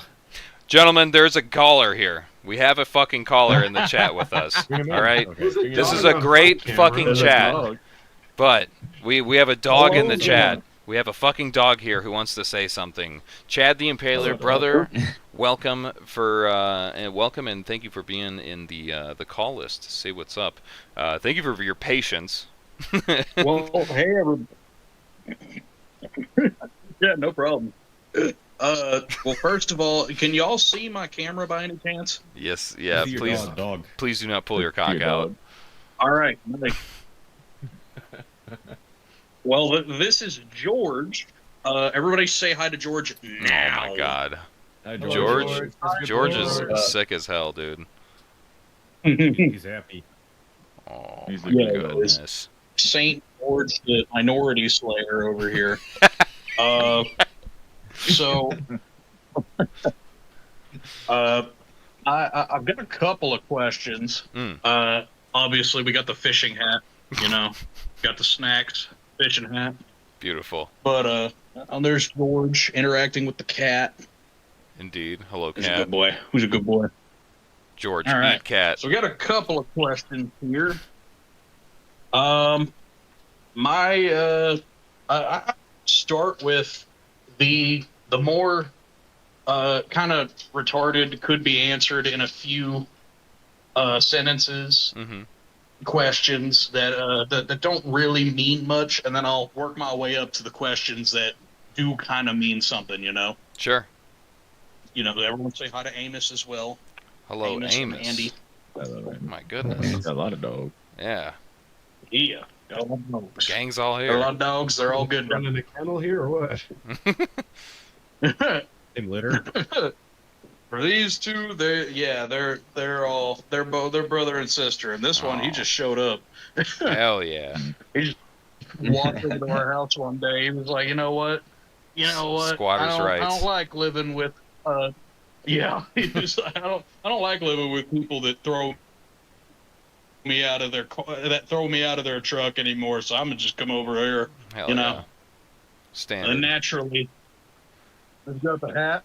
Yes. We've got the drip. What's Please this be Rate the drip. Please be patient. I have autism. Respect. Okay, nice. Classic. Yes, sir. Does anyone like seriously respond to that? Like George. actually treat you like autistic? I haven't really worn it out in public yet because I don't go out much. Very insular. Very insular. That is the autistic thing to do. Yes, absolutely. George has a couple of questions. Okay. Question number one. Survivalist food. Now, there's a lot of different brands out there of like, big long. Here's a whole meal of non-perishable stuff that comes in a freaking bucket, like a kitty litter bucket. Mm-hmm. Is any of that stuff actually any like healthy for you at all, or is it legitimately just like supposed to be very healthy for you? Here's I'm gonna put in chat. Oh, we got a lot of it has a lot of salt in it. Yeah. High sodium it's a lot because of salt salt. is a preservative. Mm-hmm. So I just put in that chat. makes That's sense. my boy Monkey Meals, and he makes stuff organic without any seed oils. Monkey Oh, shoot. Shields. He does them in batches, dude. They're phenomenal. I actually ate a few recently. So Yeah, pretty can't rad. recommend them enough. Yeah, they're healthy for you. So like the question is like, nice. are you going out with it? Like, are you on foot, or you're stuck with the vehicle, or you're just staying in the building for your like food? Because MREs, mountain house rations, all that sort of stuff is good for being on the go, but being stationary would be like canned food, rice and beans, bulk foods that you keep in your pantry. Gotcha. Yeah. Well, I'll stick with the house foods, but I think y'all have answered my questions pretty well so far on that. So I will skip actually question number 2, and that comes to pets in the apocalypse. If there is some kind of big event, some happening, if bugmen are falling from the sky, how do I turn George from a They cut out. into Bugman Eater 9000? Over in Brother, Ukraine, your there's dog's very going little to food. heaven, man. Don't worry about it. This is when it's time to go to be raised from the dead and all that. Like you're good. You're an animal. Good. Over in Ukraine, like there's very little food and like supplies can be messed up. But for some reason, there are a lot of like kind of chunky and fat dogs and cats roaming around in the trenches and in the abandoned urban areas. Rats. What's up with that? Lots of rats. Yeah, come on. Oh, God. No, Yeah. bad answer. Boo. We like our dogs. Yeah. Fucking no. To piggyback. He's talking about a ragdoll. No, the dogs and cats. The dog's are alive. fine. Yeah, he's talking about eating the soldiers. Oh yes. Or yes. they eat everything. Truly. Yeah, they eat everything. Yeah. Fucking So. Yeah. Yeah. First thing. Yes. Your dog will be with you in heaven. It's God's will to be reunited with all of His creation, which includes George and co. But anyway, so Absolutely. The thing that I like to do is sort of like when you're planning out your food and water plan. I've talked about this in another stream, just kind of glossed over it though, but the fucking luckily like your animals don't require as much food and water unless they're fucking giant chungus 200-pound mastiffs or some shit like that. But luckily dog food kind of stores a lot easier than like regular people food, especially like kibble and stuff like that. Water, fucking requires a lot less treating if it comes down to it. Like, I'm pretty sure you might want to, you can trust but verify. Fucking, I'm pretty sure dogs can drink rainwater and be okay. Like, they have the fucking immune system to be able to handle shit like that, right? So, but if you want to take it a step further and just sort of double up on regular stored water, like if you store water, which I think everybody should, sort of do that. Just include your dog the same way that you would include your spouse or your parents or your fucking whoever you're living with. You know what I'm saying? Your kids. Like, you include them into the food and water plan. You don't just plan for yourself, you plan for everybody. Plan for the animals too. I want to have them around. Dogs are a fucking asset. They're they're a living, breathing fucking tripwire alarm. You know what I'm saying? And not only that, they fucking chase things, and they're cool. They're companionship. I love them. I'm planning on keeping the cats alive in the apocalypse. You know what I'm saying? I fuck with these guys. Heavy. So, like, they're all everything gets yeah, and the point is that I don't think it's necessarily something super complicated to sort of keep them sustained. Food and water wise, at least, like food stores. I mean, it's just this same thing as before. When you buy fucking dehydrated food or MREs, think about picking up a bag of dog food to store. Now, make sure that, understand there are oils inside of dog food. So you want it, like, that naturally will make it spoil over time. It does store for a good while, but fucking just to keep that in mind for food that's ready to eat. And then other than that, I mean, dogs fucking can eat regular food too. Like, it's kind of where their food comes from. Their food comes from food. Like, who would have thought, right? And people. Yeah. So of course, common sense. Like, don't feed them raisins. Don't feed them chocolate. Don't Right. feed them garlic. Yeah. Absolutely. Don't feed them the shit that's literally gonna kill them. Yeah. A foreign concept. Don't I feed know. them chicken bones.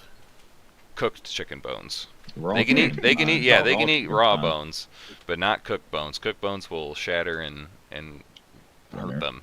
So, but have you ever seen a dog eat a fucking, like, a raw chicken bone, like a raw chicken? Dude, that shit is, like, actually vile. But they love it, dude. They're fucking all over it, and it's actually healthy for them. So, it's the animal doing the animal thing. They like I've it. seen this. I've seen this dude consume an entire sheep in a single sitting. So he'll fuck something up. An entire sheep. My favorite. I had like two or three other questions, but I'm just gonna go ahead and skip to my absolute last Yeah, question. we'll do And a this- max of 3. You just can for time's sake. absolutely answer this with a. Yep, you can answer this with a whole, like, actually I've got a video about this coming out. Anyone can, or like, actually I've already got a video on this. As a civilian, if you're, like, just out patrolling with the homies, and suddenly you take contact, how would you best identify if they are trying to push you into an ambush or a trap of some kind? Hello? Okay. I heard what he said. Yes. Yeah. If you take contact, fucking. Yeah. How can you determine whether or not you're being pushed into an ambush or a trap of some kind? Like you're saying, like, if they break contact and you fucking chase after them, or they're basically trying to get you to fall back a certain direction or something into a larger ambush or some shit like that, is basically what you're trying to tell me. If you're able to easily pursue them, it's probably a trap, right? If they're not, absolutely. If they're either not very effective at shooting at you a bunch to make you not follow them, or very effective at running away far and fast to make it hard to follow them, If they're like kind of shoot at you and then like kind of run away and then kind of shoot at you, they're probably baiting you, right?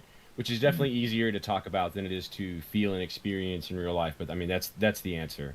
If somebody's not baiting you, they're gonna for real fucking shoot at you or for real fucking run away, and like you probably won't be able to follow them. So if it's just like super easy to keep track of them and chase them, that's probably on purpose. You'll know if you're in the kill zone or God. ambush. 1000%. A very nasty thing an enemy can do is if they prepared the ambush area and then the obvious A thing range is of duck behind questions cover or there. Thank you, traps. sir. Yeah, absolutely. I'm happy to share my inexperience so that I can be flooded with knowledge. Please flood me with knowledge, Daddy. Oh, we got more callers though. All right, let's go. All right. Come on. Yeah. Thanks for coming in, buddy. Thanks for sharing the dogs. Respectfully.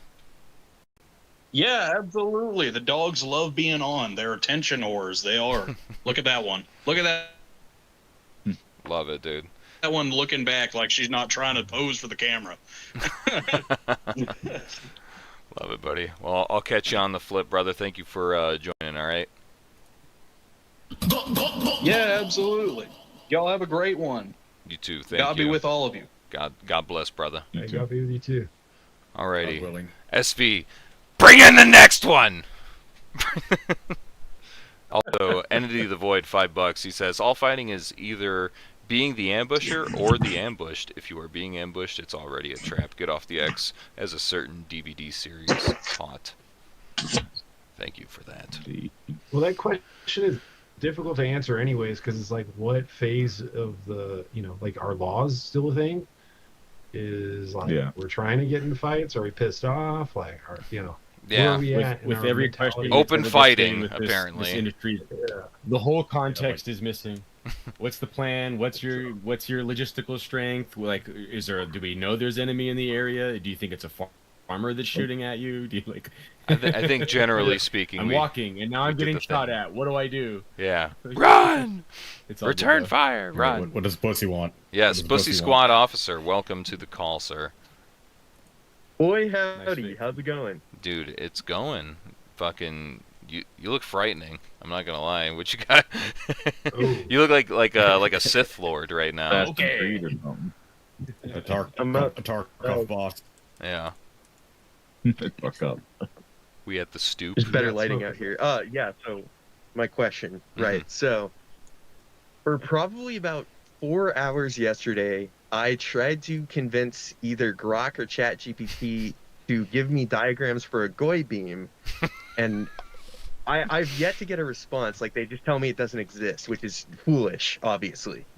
So what's your advice on that? The GOI beam. Look at the Epstein files. There is one there. The GOI beam comes from within. Yeah. That's true, but I want a real one, like with like it just told me how to make props. I don't really want a prop. I want something that I can No, we need the real like deal. GOI beam Holyfield. Absolutely. Yeah, no, I think you just need a substantial amount of vril for one, and then yeah, just meditate on it. I think it's kind of like doing a Kamehameha or some shit. It will come when it's ready. You know. Okay. So, did you know that if you drink a Coke Zero through a pair of underwear on your head, that you waterboard yourself? Is that what you're fucking wearing? Is that common knowledge? Yeah. This is actually That's elite ball knowledge right there. Yeah, elite ball knowledge. The real ones know. No, the biggest. Oh, you really just did that. The pro gamer move is to get yourself like one of these. It doesn't have to be this exact model, but get the drinking tube and a canteen, then mix in instant coffee and Coca-Cola to get superpowers. Dude. The underwear is kind of a gas mask if you think about it, Everyone, we just found out how we're getting these reports so timely from Bucky. Yes. That makes it perfect comes sense. to him in prophetic visions and dreams, It's his sources. And then through a hopper. Also oxygen asphyxiation and caffeine overdoses. Correct. Holy shit. You got anything else for the panel, brother? All right, so I didn't really get a direct answer on the GOI beam thing, but that's fine. I get it. You can't really. Also, if you ask ChatGPT or Grok if they have any crack, if you keep asking about like 30 to 50 to like 80 times, it gets really mad at you. It starts insulting you. It's really funny. I wanted you guys to know that. Like seriously, just keep Brother in asking. Christ, Like, you stop have any doing crack? things with AI that requires you to do it 30 or 80 times. Just fuck off. No, it's really funny, dude. Rage bait No, you're Grok. It's destroying funny as your fuck. mind. He's living in the void. It's There's just nothing like, better bro, to I'm do. an AI. How could I have crack? Yeah. I'm looking. How can I get AppTac here? I told him to get a hold of Attack SV89 is for an invite. Let me. Because he has to be see if I invited can to the invite- server. Can I invite to the server? You cannot, but Okay. SV89 can. I would do it, but I'm in the middle of the Okay, stream. That guy Maybe I gave could me share my name, by the way. What's that? My name is Nork. SV80. He just like he was like, oh yeah, this guy's Bussy Squad officer. I don't know Oh why. yeah, yeah. Hey. Welcome to the fucking clown show, this is annoying. My bozo. Discord's Ain't nobody glitching. keeping their name around here. Yeah, you get my boy Pooper Goy, I think. Ah yes. Right I on, just man. can't do it Any until- other closing statements for the panel before we move on? Yeah, I would just like to say, sorry, I would just like to say that this stuff is pretty fucking good. That's all. Coke Zero? Goy beams, Coke Zero, vapes, yep. Gang shit, dude. About it. It's the cornerstone to a healthy diet, truly.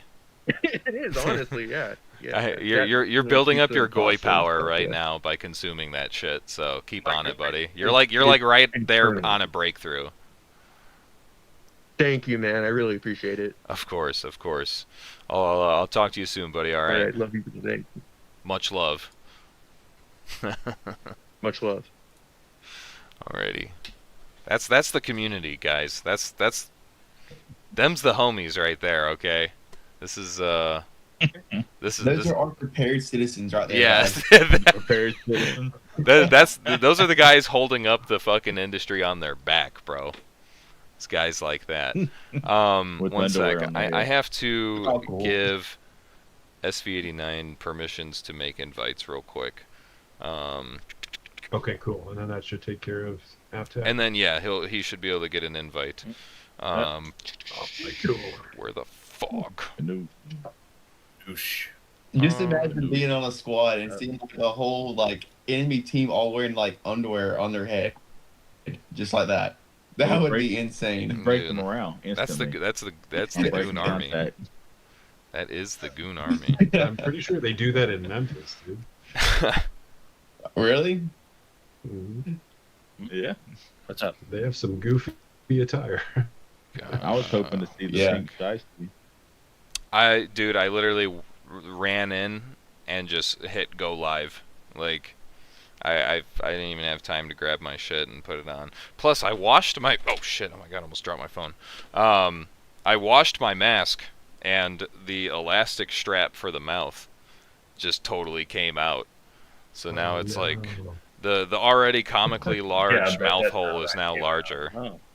So I'm thinking about just pulling it out, just leaving For it. good things. For good things. Larger for good things. Truly, They truly. do get loose over time. It's you gotta replenish the stock, if you will. As it were. Maybe throw in a blue or a rainbow, you know?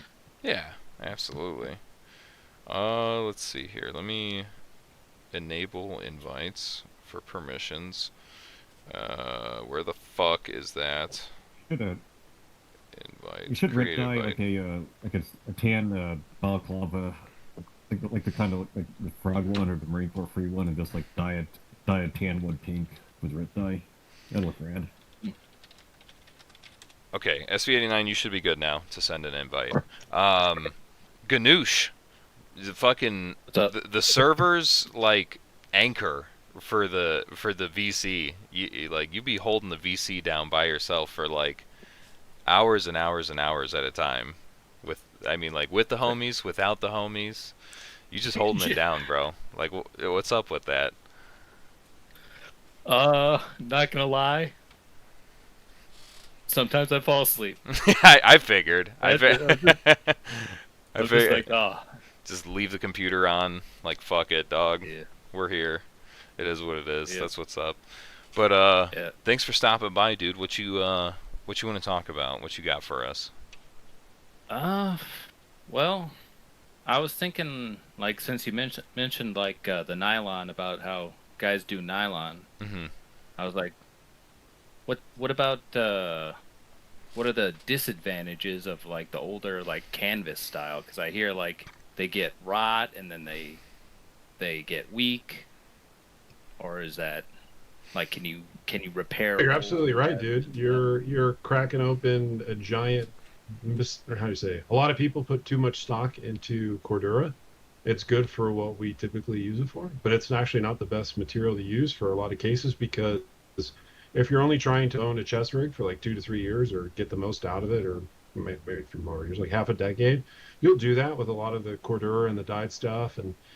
But the UV resistance on nylon thread and nylon material does like degrade pretty quickly. So in a matter, like, I would say it's hard to tell depending on like who made the gear and the batch and all that and how things were treated and the amount of exposure. But canvas material, for that could last a very long time. And you look in war museums, look at what's still in the freaking glass.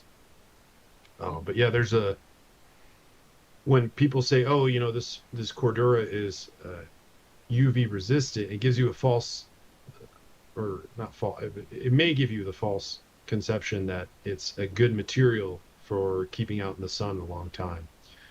But you just take a strip of test fabric and put it on a roof of something and look at it after a month, dude.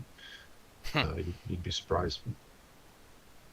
So hopefully that answers your question. And the reason why people don't switch over to like the cloth and canvas stuff is just because of a lot of contract requirements, or people believing they need all the benefits of ballistic nylon, etc. Fair enough. But is it IR compliant? This is the greatest question that is the most important thing on fucking planet Earth, apparently. It has to be. If it's not IR compliant, I'm literally going to die before I leave the house. Before I leave the basement. Built in the streets. Yeah, people are fun. Yeah. Like, throw your shit in the For all mud. the super and then- awesome night raids I do. Yeah. Is it gonna be like the opposite of vampire in daylight? It just, as soon as you step out and it's night, it turns you to dust. Yeah. It's fucking vaporized, bro. What we can do is you just spend $400 on a set of G3s and then just blast it full of laundry detergent and freshening pods. Just absolutely ruin it. $400 for G3s, that's pretty cheap. Where are you getting those from? You gotta roll your own. Yeah, apparently. All right, that's my gripe right there in chat. What's that? No, buy new stuff. Just so when the people are industry like doesn't buying die. up all the surplus stuff, it's like, dude, you already paid for that with your taxpayer dollars. Now you're taking your tax Keep buying income Netflix Kings. and you're buying it used, and then you're trying to like have people modify it to something that exists already, and like factories are shutting down in the background. Like, people are not interested in How much making is a such things. Spiritus chest rig? How much does it cost to do a full Mark V loadout with like all the Oh, I couldn't pouches and tell you. everything ready to like actually wear and go on a patrol? Give me a But price if you, tag. we were talking about gear on the Focus Discord today. ATS Tactical like offers you everything you need, nothing you don't, and they're U.S. made, really good prices. So I mean, They have good Spiritus belts. is probably What's really good prices? What's a full chest rig or like sub belt, whatever, like a full loadout in all their full camo? loadout. you're Like, I probably think gonna be around like 150 to 200 for ATS. Not speaking about Spiritus because I've never actually put all the Spiritus pieces in a cart before and seen what that runs up. But ATS, I don't know who ATS is. I'm sure 150 they're to- awesome, and $200 is a pretty reasonable price. But just to the case, But in well point, under that. I can load somebody out with surplus stuff, be it a taps or a flick or a sub belt for like, I mean, if we went the flick route, the absolute cheapest, I could load somebody out for like $30. Now they have nylon. So like, I'm not saying you're wrong. I If mean, you have the money to spend, that's fine. But everybody's always like, I don't have any money. I don't have any money. I don't have any money. And they're like, I need $5,000 for a spiritus rig. And I'm like, or you could wear a flick for $30 and it'll carry your ammo and your water. And now you can go buy ammo and train. It also depends on how it also depends on how effectively they can utilize like fast magazine retention devices and all that sort of stuff. Yeah, that's a good point too. I mean, some of the surplus stuff is that what you're saying? Like updated to like what's current for like quick draw, immediate access stuff. I think he's saying whatever gets you out there. Go ahead. No. Yeah, I'm just saying everybody's always talking about money, right? That's at least my perception. I'm not a rich person myself, so maybe that's why. But everybody's always like, I don't have any money. I don't have any money. I can't afford that. I have to buy a PSA rifle. It's only $500. I can never get something better. And so, like, the really quick way you can save a bunch of fucking money is buying surplus gear at literally like $2 and $3 a pouch, as opposed to a bunch of high-speed stuff. And it will hold all of your stuff just as good, right? And I think Glowster Bright was basically saying, like, unless you're been training speed reloads or whatever a whole bunch, which that's a whole other side topic. I don't think speed reloads from a combat perspective are even that important. But unless you've been training all that shit a bunch, unless you're like Captain High Speed Navy SEAL dude, then having all that, super high speed Kydex retention systems and stuff that costs a bunch of money might not even be that helpful to you. And further to that point, I love surplus, especially because it's super versatile, right? Like a double mag pouch fits magazines, radios, smoke grenades, a frag grenade will go in there, a water bottle will go in there, like, But if you get a Kydex fast mag insert, what goes in there? A 5.56 magazine. That's fucking it. But yeah, off my high horse. Okay. Another thing is like some types of magazine flap designs, like there have been some improvements, but I like the ones with like there's a hatching on the top made from like double M material. Yeah, the pangolin flap. Yeah. But I've seen stuff like Decry, like AVS or like front pouch, and doesn't look too much different than this, where you have your flap pouches and you can tuck the magazine. Well, so I don't know the width on that, but that's at least 2 3/4, if not 3 inches wide. And an embedder is about 2x3. 2 mags is about 2x3. So a lot of things share that footprint. So what G-Watt Alchemist was saying is absolutely true. Like the versatility of a double mag pouch. I'm just saying there's so many people that make variants of it. Like I think if people took like 10 more minutes to like look beyond, maybe like Spiritus is out of the question or whatever, but like look into like who sews and makes stuff, because you're putting that money right back into the community. I mean, depending on who you're sending. Like there's companies out there that they're just a fucking, they want the Lamborghini and the Instagram cliche, like success story nonsense, like whatever. But there are dudes that are out there making gear that, definitely worth supporting, and they're only going to last as long as they're fed. So, and then if you don't have the money, just learn. I mean, it's easy to do. Like I tell people all the time, I'll teach you. I don't keep secrets. I don't have a secret. When I made this, gear. I made this with a home sewing machine. And it held up pretty well. Yeah, it looks good. This is literally just like a dyed drop cloth you can get from Harbor Freight. and some polyester 1-inch polyester web turned into moly. Yeah, that's pretty cool. And I just use and there's a lot of stupid bags out there that get thrown out or sent to thrift shops in the back, like big duffel bags that no one wants. That's free material, or not free, but $5 and you get a whole fucking 2 yards of material or something stupid like that. Like, hey, why not? It's like this shit thick as hell. Like what the fuck? And when I was outside of the American commercial market, as well as outside of the American like surplus system, having this, like throwing it together, was held up more durably than whatever I could find made in China. Big time. For a similar price. Yeah. Fair enough, man. Ganoush, anything else you'd like to add, brother?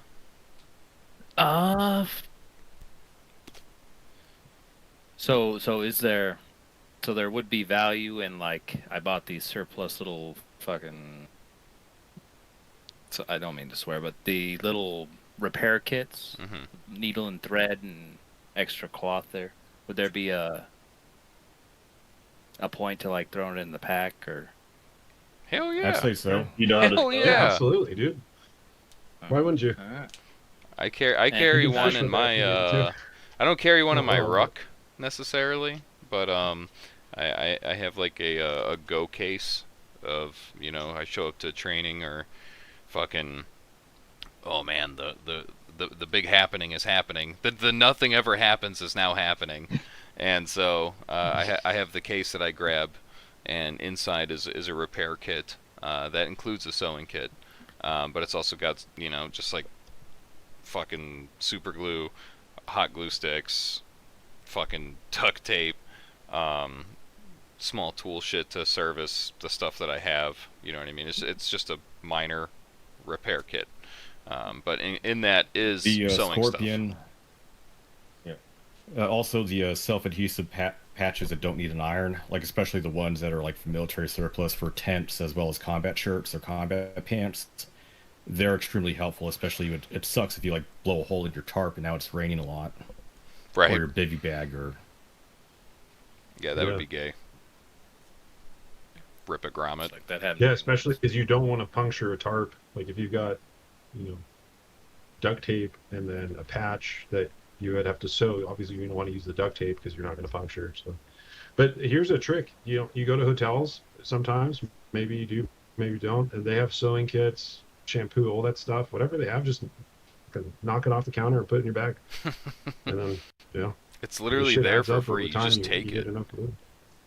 Yeah, and you go to the front desk. Sometimes they're like, "Hey, you know, I have you know, whether or not you actually have an interview or something the next day." But I've had that before. Where like, "Hey, shit, you know, button came off. This would look really bad." So, and then, Capital.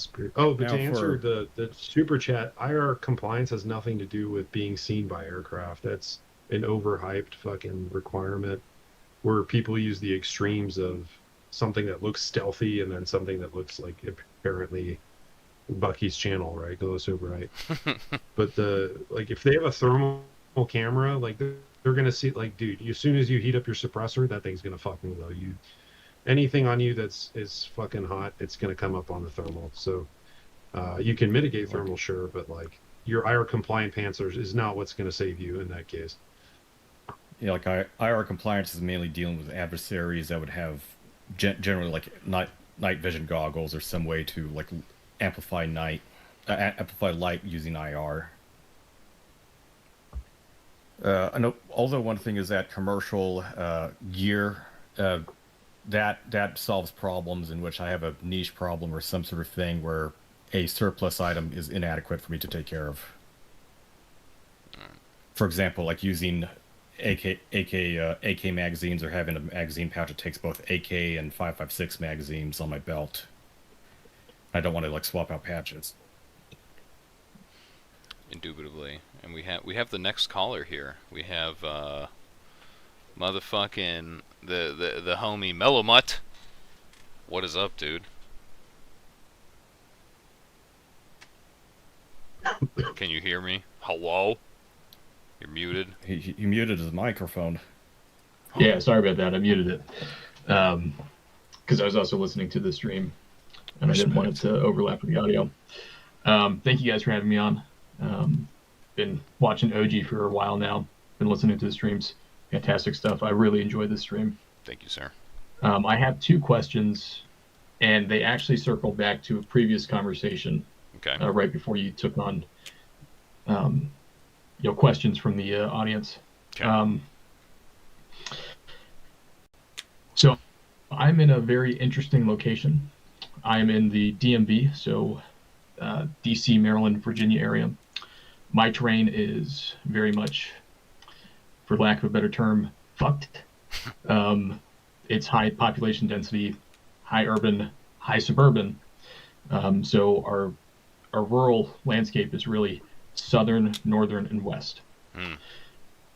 What I see a lot in general YouTube feed and other discussions is a high priority on urban and a high priority on rural.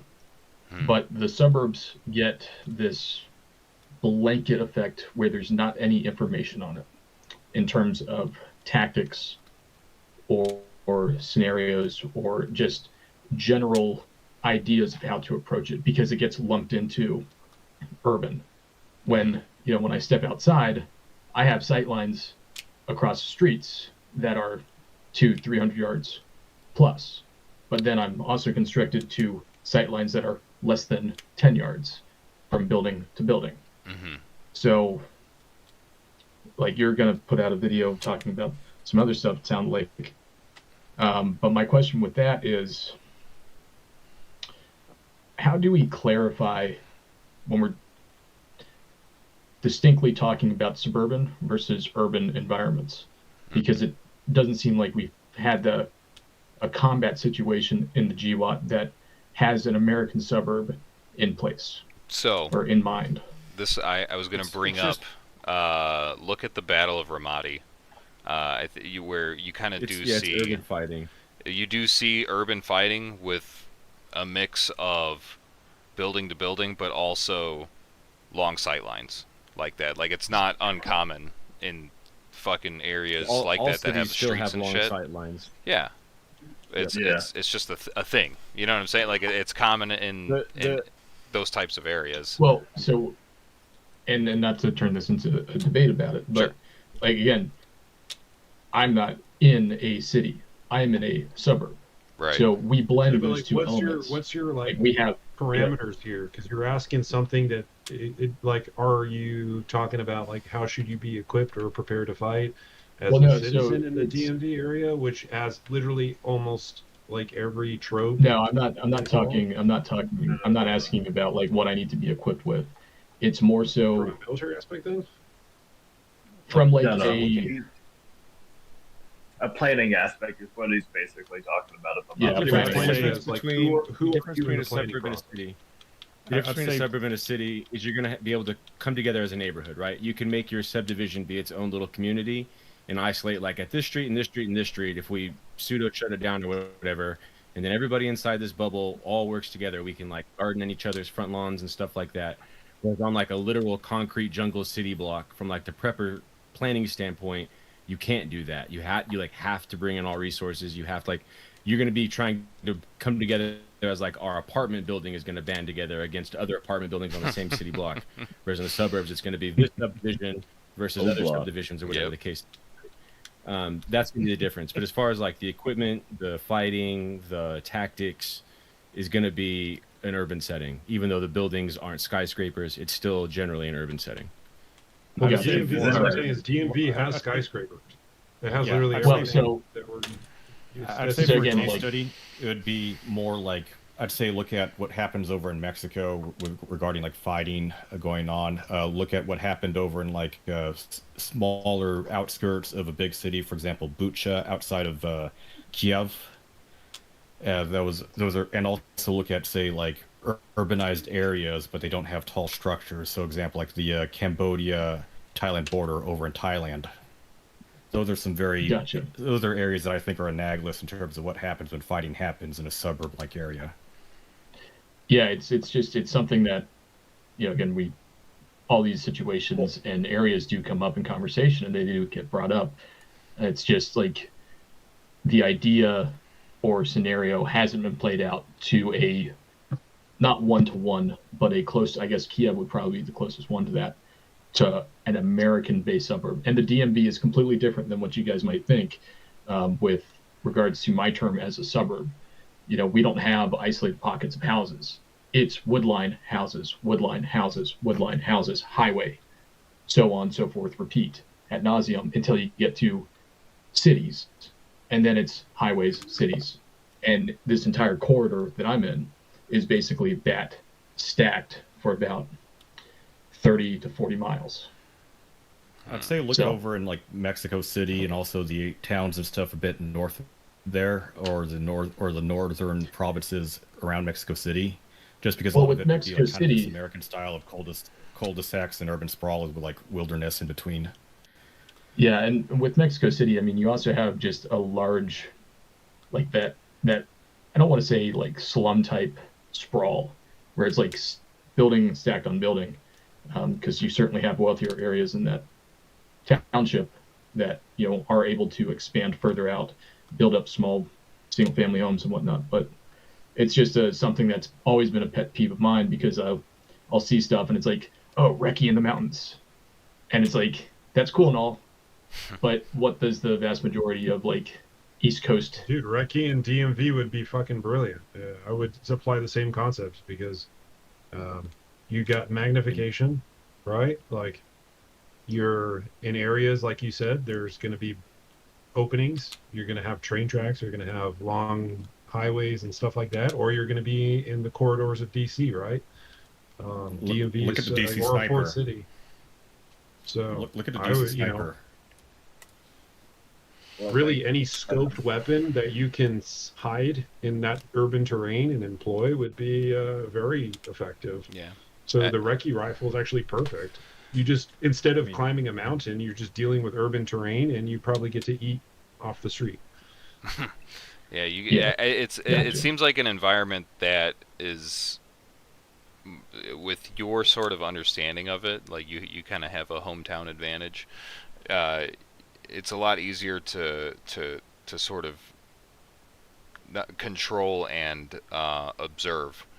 You know what I mean? You're not really restricted with freedom of maneuver or anything like that because you have a good mix of commonly traveled thoroughways, streets, corridors, like you said. Yeah, there are a plethora of streets. There are very few dead end areas. Yeah. So it's the avenues of approach are just massive. Across the board with it. And this kind of tags into the other question that I had, which is, again, for my area, which is, again, very suburban and urban dense, small units, Maryland, DC, Virginia, neighbors are not friendly. Most people are very anti-gun. They are very much like, we don't speak to one another. So like building a community in small units is actually very hard in the area. You can find like-minded people, but it's very difficult. But I see this, when we talk about civilians and small unit, or just tactics in general, small unit tactics for civilian implements, I see a lot of people trying to adapt, big Army and Marine Corps stuff to it when it doesn't necessarily seem like that would be a good fit.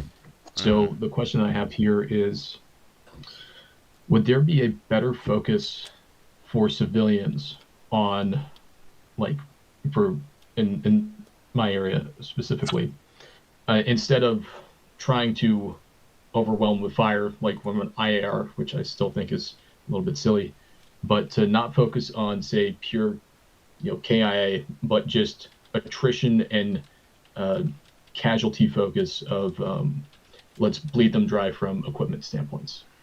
Like you're in a small unit, you have maybe like 3 people with you. You're surrounded, basically. Would that be more of a focus in this area versus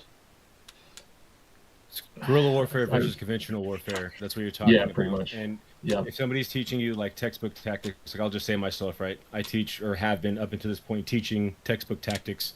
Though absolutely, obviously, given the greater METTC situation, the exact cookie cutter might not apply, but the concepts of like maneuver, violence, and surprise, flanking, suppressing to allow maneuver, like these general concepts are still going to apply even if you're, a 1 or 2 man team or your whole army squad, right? I'm literally doing a guerrilla warfare series now to talk about specifically what you're asking. But like, yeah, you're correct, right? If you have just 3 dudes, probably don't try to use one of them as a support by fire and then the other 2 as an assaulting element against like an army squad. That would be unwise. You would be transitioning over to guerrilla warfare, looking at like ambushes, IEDs, traps, sabotage, and targeting like logistical infrastructure and trying to make the war too costly or too annoying for the enemy. Yeah, you don't want to fight their fighting force because you'll lose. Yeah, well, and that's been something like with the guys that I train with and that I go shooting with. The whole guerrilla aspect has been a very, I wouldn't say tough sell, but it's like, oh, well, now you're kind of, insurgency. And it gets this like aura of bad rep around it. The heart of the federal homeland, where everyone wants to have an eye into what your little operation is up about. Exactly. So it's just a like a case study specifically about that is look up the Virginia Kikoas, which were a Boogaloo aligned militia that turned into more of a constitutional one, and they have been some wacky stuff that may have been like federal infiltrators. Yeah, I'm well aware of the Kukuas. Well, a lot of news in the area about them. But I mean, just from my perspective, like that's kind of the guerrilla aspect is kind of how I've geared my own setups too. You know, like smart. I have a suppressed 300 blackout bolt gun. You know, that is only like I know it's effective range. It's not going to go past probably 200 yards. So it's like I already know like okay, combat effectiveness on that is going to be limited, but you know there are other applications for it. So I've already been looking at it, but trying to get people on board is always a hassle. It seems like. Right. So the line. Right. If I was talking, I'm sorry. You go ahead, Bucky. I'd say like instead of focusing more on offensive capabilities, one of the things that is always understated would be just open source observations. So like go on the internet, go and look up on threads on Blue Sky, on Twitter, on Reddit, whatever, just to gather on what sort of entities are present in your area, after action reports, and what sort of groups are specifically present at, say, protest zones at a capital, or weird stuff going on, like a dude bum rushing the federal capitol like just today with a shotgun. Keep note of that, because it's more about information, what is around in your peripheries. That way you can get a better assessment on how to react, or how to maneuver, how to posture your own group, especially with civilian, local law enforcement, federal law enforcement considerations. Other more traditional ways of reconnaissance, such as using drones, not going to happen with a huge ass NOTAM over the area. Yeah, there's a whole bunch of areas where like, yeah, you're not flying drones anywhere around here. And I have been looking into a whole bunch of all that stuff. It's actually quite surprising in the area. You know, we see Minneapolis burning and doing all that. We see the West Coast doing their own monkey business with Black Bloc, Antifa, and whatnot. I haven't seen personally that much activity as far as those styles of protests. Obviously, you have them directly in the Capitol because the Capitol is that flame point. But locally in my area, like I had grandmas protesting Tesla because the suburban moms were like, "Oh, this guy's he's in with Trump," and that was kind of the extent of it. Like it's a lot of just older people. The younger people are probably just too busy trying to survive because it's expensive. Another thing I'd like to interject is that over at George Washington University, they're trying to revive a Redneck Revolt or John Brown Gun Club chapter. Maryland Socialist Rifle Association has a sizable and large group for a non-state paramilitary. They also have the great deal of, like, say, crime happening over in, say, Laurel, Maryland, Baltimore, D.C., et cetera, Oxland Hill, Maryland, some of these areas. Laurel doesn't have as much crime, but still, those Laurel has crime because that's where all the Hispanics and the blacks always have their crime beefs. Unfortunately, that's how it is. That's a very low income area. The horse track is right there, and that's always been an area with violence problems. Anything in PG County. So if I could jump in and talk about you had specifically stated or asked basically that when you start to transition to talking to your friends about guerrilla tactics versus conventional tactics, everybody gets like queasy about it, like, oh, this isn't what the good guys do, or whatever the case well, is. Well, it's not so much queasy; they're just not interested in it. Like it has no flair. It has no like lasting. Like it becomes the boring conversation. Like to bring up IARs again, like. IARs have a lot of hype. People like talking about it because you can go burnt with an FRT with it. But as soon as you get into like a slower, more thought-provoking conversation, like with how do you strategically plan for guerrilla operations, then it becomes like a snooze fest, and no one's like, yeah, let's plan for this. Unreal. Yeah, that's a polar opposite. A little bit more complicated. To my friends. Just try to bring them to reality. Yeah, I would just say like, what are we doing this for? Do we shoot the guns because they're fun, or do we shoot the guns because we want to be ready for, whatever it is, and the fun is just a byproduct of that. Yeah. And then if somebody is because you did mention, you said, oh, guerrilla stuff isn't the good guys, right? So if anybody does bring up that morality, like guerrilla fighter equal bad guy, right? It's focus on the fact that it's tactics, not morality, right? So if we have an enemy and we've already decided we're going to commit violence against them for whatever reason, and I'm not advocating that we have that enemy today, right? We've already decided that. Whether we're selecting guerrilla warfare tactics or conventional warfare tactics isn't a question of whether we're right or wrong. It's a question of what's going to be effective against this enemy. The question of morality before the fight comes, and the question of the tactics selected is about what works for the fight. So it's gotcha. Well, I just wrote that down, so that's going to be my good next idea. talking point at the session. Yeah, you know. No, this has been very productive. So thank you guys. Of course, absolutely, homie. That's why we do this. So that concludes. Yeah, it's great. So that concludes my question. So you can kick me from the call. Okay, bye. No, I'm just kidding. Thanks, dude. Thanks for coming by. I'm very fast. Very fast. I appreciate it, dude. We got two more. Two more callers lined up, so we'll wrap this thing up rather quickly. SV89, send in the next peon. He's pulling his cock out! Oh my god! Fucking Steadley. What's up, dude? Sorry, forgot about that. Yeah, oops, my finger slipped. Dude, up, your fellas? fucking mask fucking kills me, dude. It's good, dude. It's good. Dude. It's fine. Don't worry about it. This is, bro, this is the Temu special. Dude, right? that mask looks like it good. got pulled through a fucking black hole, dude. Like, it's all fucking stretched out. in Bugman weird built and spots. owned. That's fucking awesome. All right, so I got a couple of. I hope he's stretched out in the mouth hole. Yeah. I got a couple of Listen. more interesting questions. Okay, let's hear it. At least I hope they are. Yes. But the main one specifically is with a lot of the events that have happened in the past 6 months, especially concerning politics in the U.S. and also worldwide, with a lot of files been released. How do you deal with?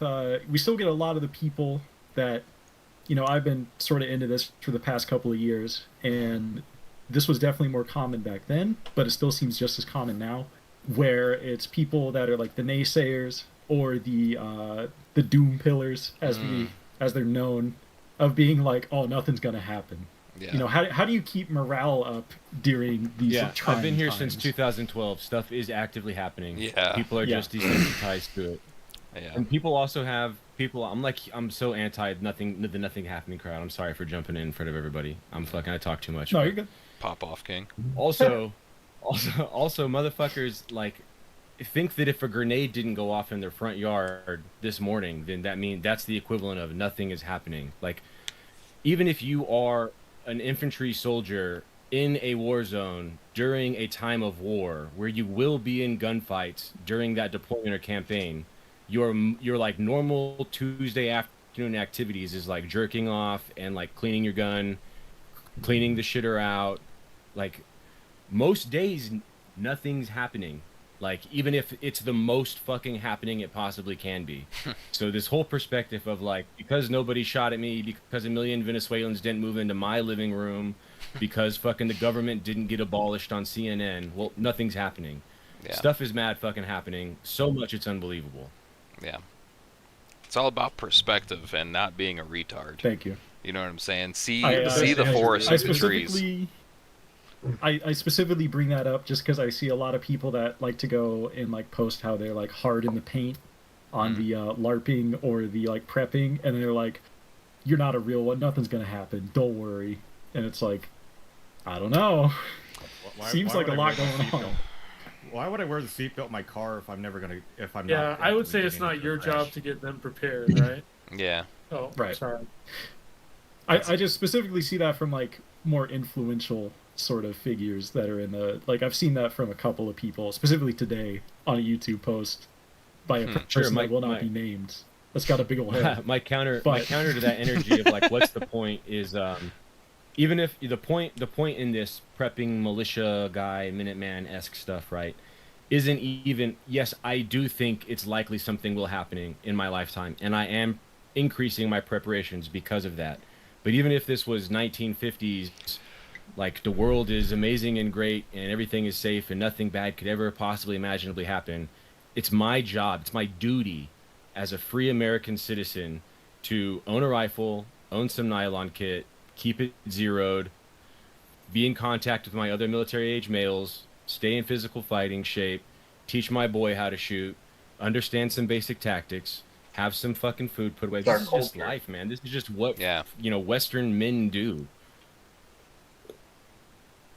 This is our culture. Men do all over the world too. I wouldn't even call it Western. That's just my answer for morale is simple: is that trust God. I think a lot of people look at the Epstein thing and are so focused on all these like little networks of celebrities that did this and did all that, right? Like, but that's just evil. Like, we already knew it existed. We know that it's it's impossible for us to attrite in the way that we want to in conventional means. But if we focus on, this is my opinion, right? But if we focus our own, salvation, and through the salvific ministry of our Lord and Savior, then don't really worry too much about what can happen. Just be prepared that you're not pathetic. Like, don't be pathetic, but don't also be like fantasizing things that are like taking the I'm going to be like a prepared auto gunner or whatever, and then being like, no, I'm going to be the machine gun Terminator. Like, you got to dial it down with it. But definitely like have fun where you don't lose your spirit and creativity, but don't just remember, like, that's our rescue is God. Like, it doesn't, whatever happens on Earth, it's a fallen world. It's already been disclosed that it's a shit server, and we just need to survive through it. It's been disclosed. It's been disclosed in the well-preserved Word of God. It's been disclosed. The server will restart. Yeah, and it'll be fucking perfect when it happens. Like when you guys are you going through it, like, dude, it's like He loves us, so don't worry. Be good to people. Follow the Ten Commandments. That ought to be the way to keep going. Yeah, I try to deal not in absolutes, which is something that we see a lot. Which, by the way, totally agree with you, Chess Rigger. Christ is indeed King. That's not news around here. I think we all know that. Amen. Right. Yep. But to sort of put it back into play in our hands, what you can do now. What's happening in the world is happening regardless of how you think about it, right? I don't think in absolutes, and unfortunately people are so fucking polarized nowadays, where you see a lot of them are convinced that the end is nigh, the end is coming, the end is here, it's happening right now, and we're gonna die, and it's nihilism fucking 110%. And then you also see the people that are the nothing ever happens crowd. They're like, yeah, that's happening, but who gives a fuck? You know what I'm saying? Nobody's gonna do anything. Fuck it. It's two different sides of the same nihilistic coin. Don't fucking fall for either of it. You know what I'm saying? Unfortunately, these things do happen, and they're going to continue to happen, and it's going to get worse probably. But brother, you still got a life to live. You know what I'm saying? You still got a lot of cool things to do with the time that you still have, and more importantly, you have a lot of time to prepare and be, as I've stated before, a good steward for life, instead of being an agent of destruction. You know what I'm saying? People, they want to prepare for war, they want to prepare for battle, they want to prepare for killing, when in reality you should be prepared to be a provider. You should be prepared to be a caretaker. You should be prepared to be a protector. If you're going to use, if you're going to be an agent of violence, you should be one that is not necessarily one to purport violence and multiply it, but rather to put an end to it. Right? That's the goal here. And the people that fucking, sit and spin on the black pill, fucking kind of can't see that. You know what I'm saying? They've tricked their minds. They've brainwashed themselves into thinking this way. And luckily, if brain make problem, brain can fix problem. That's the monkey way of putting it, right? So, seeing, I guess the TLDR is, to see, that there's that this life, regardless of what's going on in the world, is still worth living, and it's worth preserving, not only for yourself but for other people. And you as a man have a fucking responsibility to do that. And not just you, but everybody watching this, everybody in the panel, myself included. We all have a responsibility to do that, and that's why we have these conversations. You know what I'm saying? If it wasn't important, we wouldn't have these conversations. We would fucking turn over and die. But God gave us backs to carry the burdens of others. So it's up to us to not turn it on each other. You know what I mean? Yeah, gotcha. Less thinking about the next IAR build, more ask out, find shite, start a family. Thank you. Yes. But don't even Very that, like good. the whole family thing, man. I would tell you, like, don't even overthink that. Yeah. Family is easy. Yeah. Like, just follow the Bible. The bird does not worry about where it's going to find its next meal. It just, God provides. Yeah. Gotcha. Last one I got is specifically more for, like the guy earlier was saying, he's in a more hostile kind of environment in the sense of the people around and their thoughts on such things. How do you find a good goon squad for people that live in places like, let's say, like, it could be even like California, like in these more liberal areas that are more, higher stuff, because I'll dox myself just a little bit. I'm out here in Oregon. Yes. And a lot of the people I run into is there'll be a guy, who's like, hey, I like guns. And they'll be more like, yeah, this gear. And they'll know about these things like nods are cool. And then you'll just get hit with the, by the way, Trump is evil. That kind of thing. Like that very sort of like... We were so close. NPC level, just kind of thinking about the world. Very like bipartisan, like, partisan sort of ideals. How for people in those scenarios, like, how do you link up and like find people that are actually like trustworthy? Okay, here's one. Since I did dig into Oregon, there's people that are identified to not associate with or try not be there for the sake of your own longevity. Also, churches tend to be better insulated against weird stuff, but not always. The First Christian Church over in Eugene is actually a staging area for a lot of these like far left groups that end up like doing stuff like break shit at the federal building or do other weird stuff at the city hall. Right. I run into that even in my own town where there's two Lutheran churches. One has a on their front page it's we are very inclusive, and they got like the pride stuff, and then the other one has a website made in 2006, and it's like, I think I know which one I'm going to go to. That's sort of, well, I mean, you answered it, man. Is judge by cover. You got to judge by cover, right? So what people put out there. So if people are talking about political opinions, then they're wasting time. Right. Usually, I mean, unless it's something like very like casual, but like Bucky said, like, the immoral stuff. I mean, if you could spot it on them, like someone that's obsessed with like owning a Lamborghini or getting fake boobs or doing steroids to look massive, like that's not going to be your bro in a shitty situation. That's someone who's like dealing with or thinks they're a girl or a boy or a horse. I see kids nowadays with fucking like furry tails, but they're not even furries. They're something else that I don't even want to know. But those are all like markers for like behaviors to avoid. But if you just see like you just naturally you strike a conversation with someone and they vibe, then everything's really easy to learn. And like, if you think about the military, everything is like achieved by people at entry level.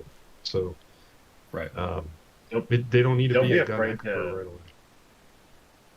Yeah, and don't be afraid to kind of like venture out away from the gun industry. And then like, we're always looking for like-minded individuals, right? So I mean, but don't be afraid to go to a foraging class, some kind of other prep-minded class, how to take care of livestock, that kind of class.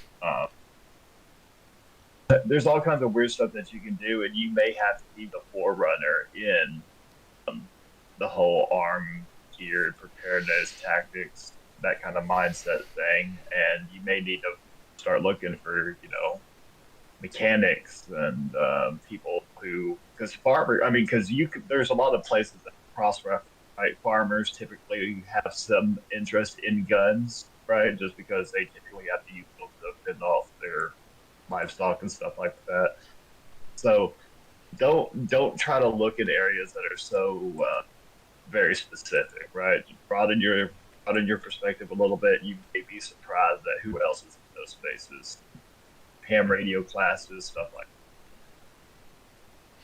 that. Gotcha. Also, don't take this the wrong way, but depending on where you live, might completely warp your mind. So, like, if you're, let's say, in Houston, Texas, in some suburb there, and people just have these like really nice houses, cool cars, the toys, and then you have guys that are maybe into guns, but they're just like they go back to this world where it's like several layers of neighborhood before there's any industry or people walking around and stuff like that. So, depending on like what your environment is, it's gonna who you run into is gonna be different. Like I actually just started, made a friend locally here, and he's pretty cool, but he's like talking about like LoRa radios and stuff. Like we haven't even talked really guns much. I mean, he knows some stuff about guns, but I haven't even made that like much of the discussion because it's more fascinating to find out like his creative insights and his experience just, experimenting with like, I assume like, the Raspberry Pi modules and stuff and making like these, cool communications devices. So, that's a great conversation. And where his politics are really don't matter because at the end of the day, like, politics is something that is just like a contemporary thing. Like you're finding people to agree with, but when circumstances flip, you're going to be caring about people getting fed and being secure and stuff like that. So you won't, depending on where you are, like, but if you're around a lot of other people, you're generally going to want people to be in good state of mind and not looking to kill you for whatever you have, right? Right. So it's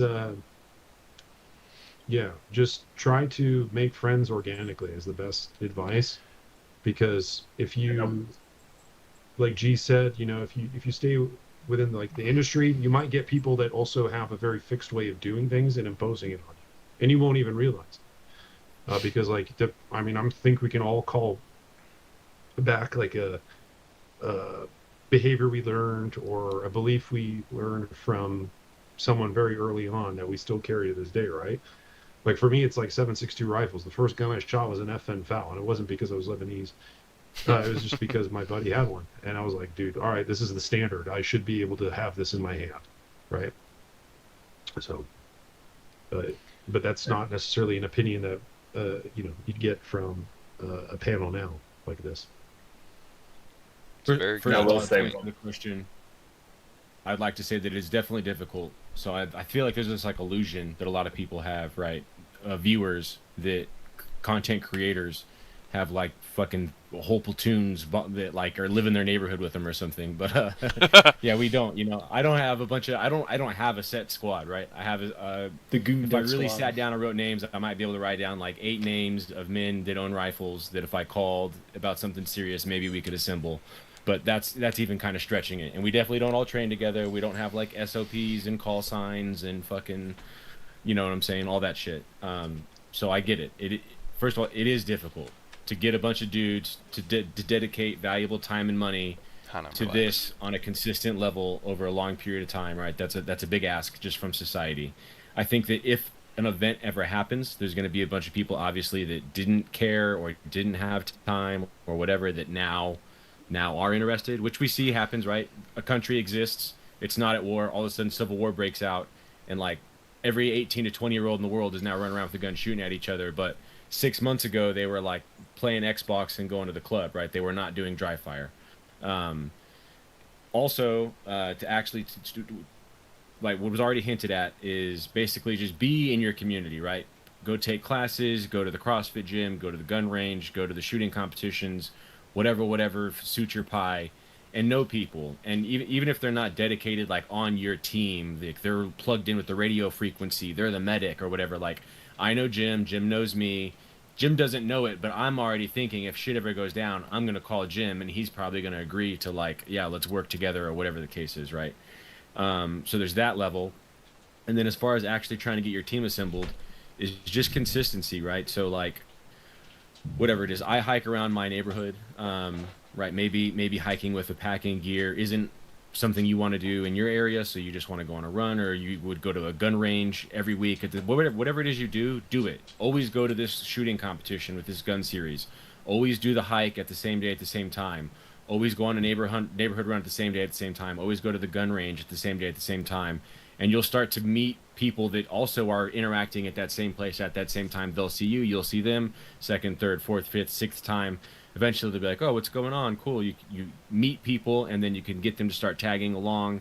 And also, if you're doing this thing at a consistent place at a consistent time or whatever on a schedule, then you can like mass invite people. And you can just be like, everybody knows every Tuesday at 7 o'clock I'll be rucking. So anybody that knows me knows they can show up, they can call me, whatever. People that come every now and again, they can just come whenever they can, whatever, right? And it helps give an actual like location, a time, a place, an event that's happening on a level of consistency that other people can start to gravitate around. And at first it'll be stupid, right? The first year you'll just be doing it by yourself. That'll just be the time that you go rec or the time that you go to the gun range or whatever. And then there'll be one guy that's with you. And then he'll leave, and then there'll be a different guy that's with you. And then there'll be 3 of you, and then one of them will leave, and then 2 more will come, and there'll be 4 of you. So on and so forth. And it is what it is. Yeah, I was gonna say you don't have to be media. friends with everybody. Sorry to just fucking last word that, but use social media. Like, if you see someone that looks like they shoot in your state, hit them up in the comments. That's like the best way. Like, people forget what social media is for. Like, it shouldn't only just be like a face blast of advertisements. Like, it is a great idea or a great way to connect with people. And especially like what I do for sewing and stuff. There's so many accounts that I follow where I make friends with people, and might be yours, but later on I meet them in person, and it's like we've known each other forever. I mean, there's like a dude in Japan that I got to meet up with in Tokyo, and he doesn't speak English. And dude, we understood each other the entire fucking day. We hung out. Went to all these cool like underground airsoft stores. Like, him and his boys were pulling out these like M4s and shit that they geek out on like AR style rifles too, but the airsoft ones. And they're pulling them out of the bags and just building them at or putting them together at the shop, and then there's like an indoor range there, and it's like super fucking fun, right? And it's like, that was because of Instagram. Like, that all began from like whatever butterfly effect of liking a post, and then him liking a post, and so pretty cool. So you don't have to believe that only happened because they matched on enough criteria. Like, oh yes, we like the same guns, we have the same political understanding, we have the same opinions on shit, you know what I'm saying? It's like, you don't have to fucking max out the stats on every fucking interaction or possible relationship in order to garner a fucking favorable or fruitful relationship, you know what I mean? Like, me and Jiwa talked about this before in another stream where it was just like, where we were talking about putting a goon squad together. It was just like, yeah, you and your neighbors might not agree on every little fucking thing, but if you guys have like a common goal to work towards or something like that, that's like, usually we don't want enough. Our houses to burn down. Yeah, that's usually enough. Clean drinking water. Yeah, I like to not die. Let's not die together. Type or shit. Care for your nearby elderly. Like, what's your plan for that? Because you are going to be looked at as the strong man on the street to take care of the elderly. Yeah, you gotta help. So be prepared for that. Be prepared to extra mouths to feed. I do want to try to give. But definitely approach things as a Christian. That's the best. I mean, I hate being such a jackass to constantly throw that, but it is the best way. Is just be a good Christian. Everything else kind of Oops, only the I do truth. want to try to give one. Oops, all truth nukes. Straight up. So I do want to try to give one hard answer to this question, because I know there's not really a hard answer for it. However, every state typically has their Department of Wildlife Conservation. So, for example, I live in Missouri Department of Conservation.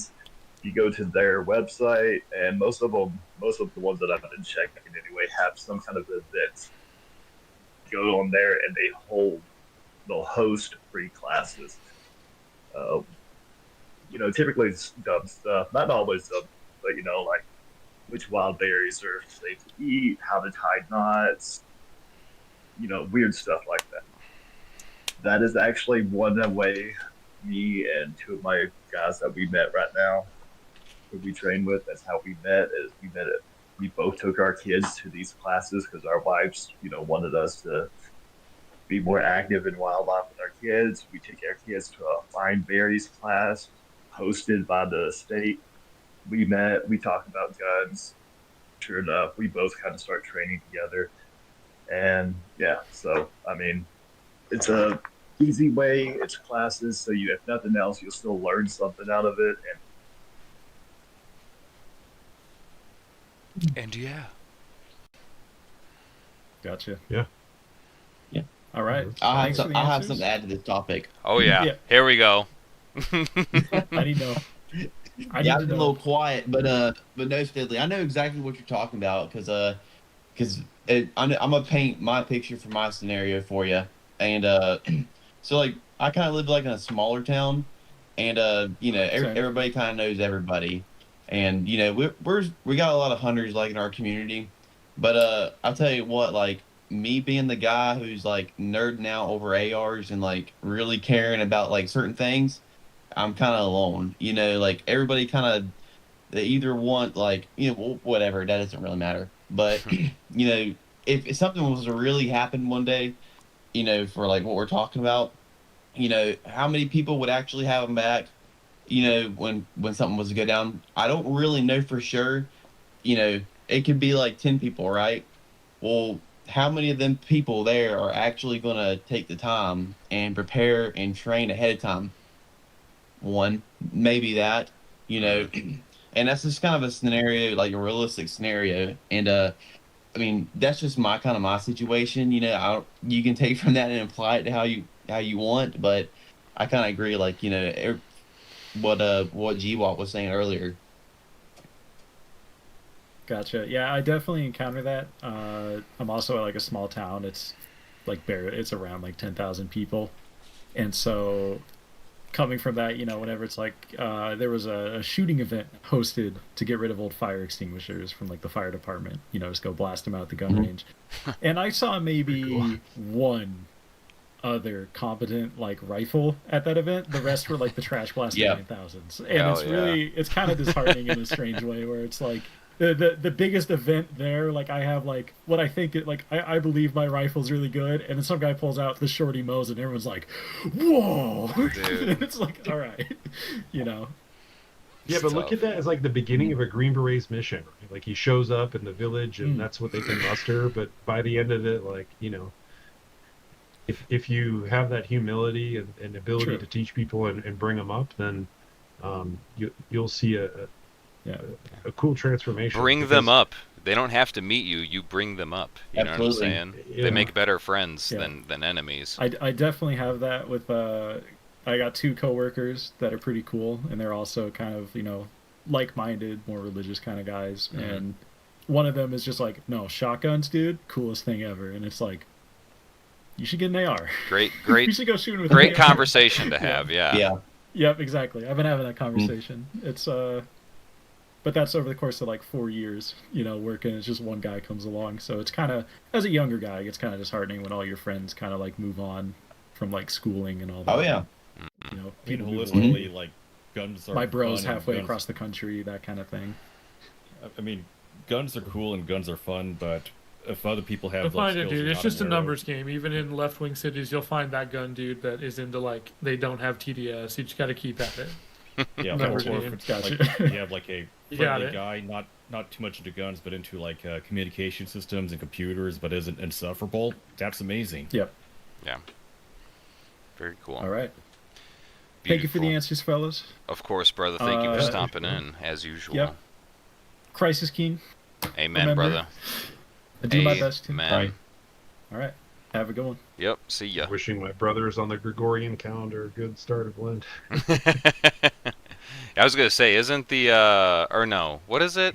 There's like a 5-day offset for Orthodox and the other recognize Lent, or is it Easter?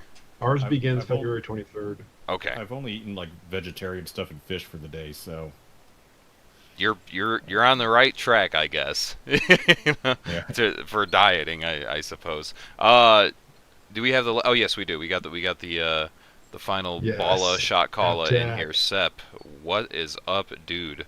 Made it in the last stretch. How you doing, buddy? Well, I'm doing great, man. But listen, I came in to talk trash and just absolutely shit on you guys. Good. Over the IAR conversation, but you guys have definitely redeemed yourselves in the last 30 some odd minutes. So I really appreciate it. It's a good conversation. I'll add one thing to what you guys were saying. A really good place to look.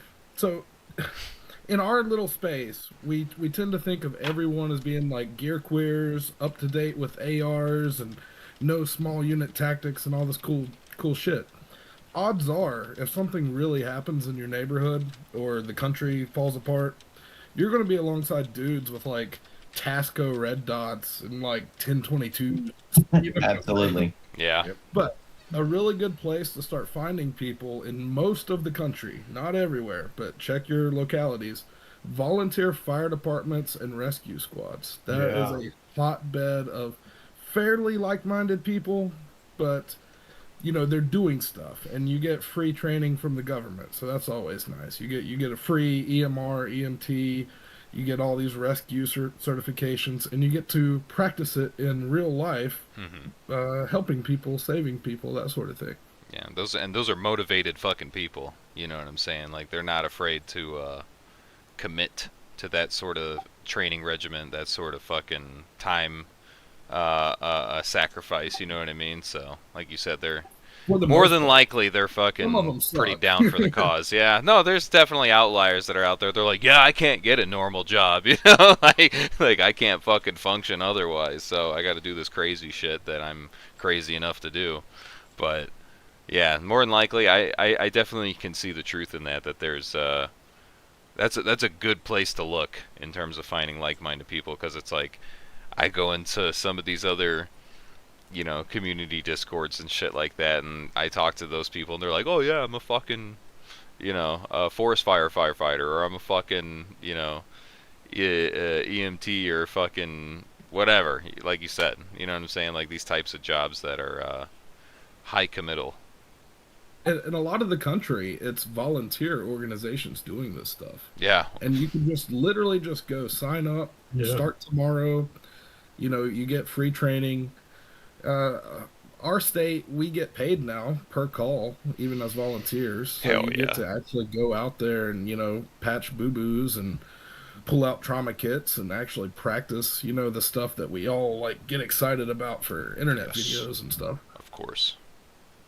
So that's a huge resource. But I kind of wanted to shit on you guys so bad for the IAR conversation, because I'm like, hey guys, we rediscovered the Bren gun and the M16 circa 1968.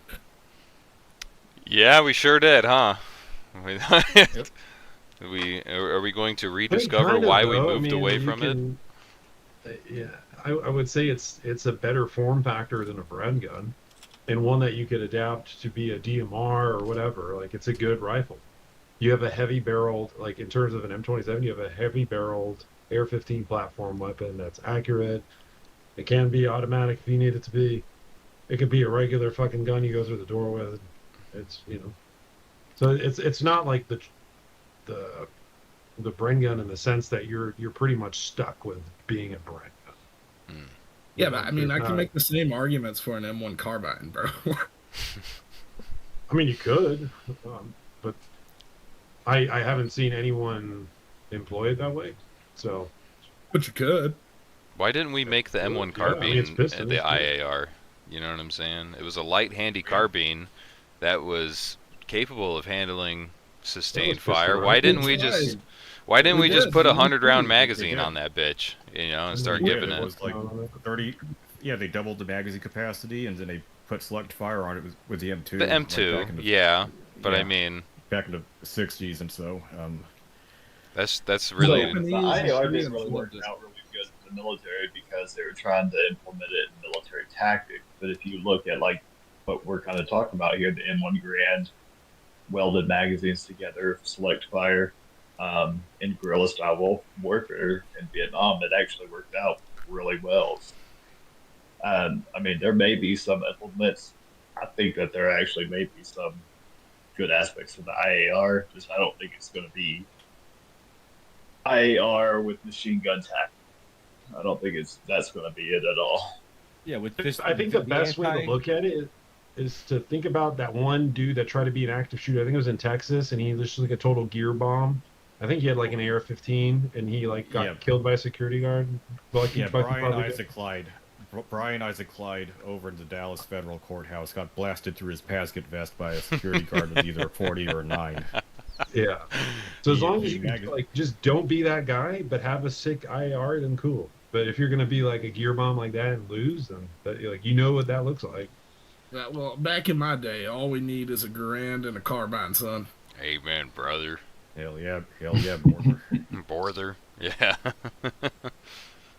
I mean, it's all like MET-TC based, really, though. I mean, are you like defending a homestead from like roving gangs of like starving people, or are you actually trying to take on an organized military force? I mean, I don't know. I don't want to hump an IAR against like an organized military force. That's just me. That sounds like a bad idea. That's a damn good point. You want to anti-IAR now we're talking. Is an anti-automatic assault rifle or automatic AR or whatever the hell you want to say or call it or classify it as. It's the as we've outlined many times, the idea that you're going to build this super fucking heavy gun, and it's made heavy because it's going to now be able to do sustained volume of fire, which it won't be. Allegedly. Doesn't work because it will not be able to do that. So you shouldn't do that. Now, if you have your whatever, your rifle, and you've made it automatic, and you're aware of the capabilities and limitations of that, then you now have a weapon that can do that, and that is a good thing to have, capable of. But it doesn't make it a machine gun. It never will. And making your rifle 20 pounds still doesn't make it a machine gun. Dude, I will say the Colt IAR is about as heavy as a 416, even though it looks beefy as all hell. It's not as heavy as people think. I got to shoot an 11.5 version of it. So I thought the 416 was heavy though. Like, if you're playing in the right server, notably, right, you're not going to end up using your own tools anyway, right? Like if you're playing on a fun server, you target weak links of supply chains and depots and whatever else that's manned by like 25-year-old boss babes that barely passed standards. So you end up acquiring better things for different tasks, different purposes. But at the end of the day, it's still all like kind of MET-TC stuff, and that's total cop-out. But thank you for your time. It's been a fun listen. I appreciate you guys. Thank you for hanging out, dude. Seriously. A lot of you. Everybody here fucking hanging out for so long. A long and wonderful, fun 3 hours it has been, truly and honestly. And thanks for calling in, dude. I appreciate it.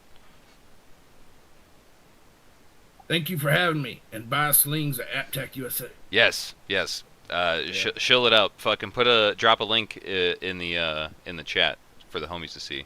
And I don't know if anyone's watching, or not watching, but just listening. He's got P-Dot in his frickin' profile picture, so he's got good taste in patterns. That's how you know he's a trustworthy vendor. All right. We're not gonna say anything more, but if you like P-Dot.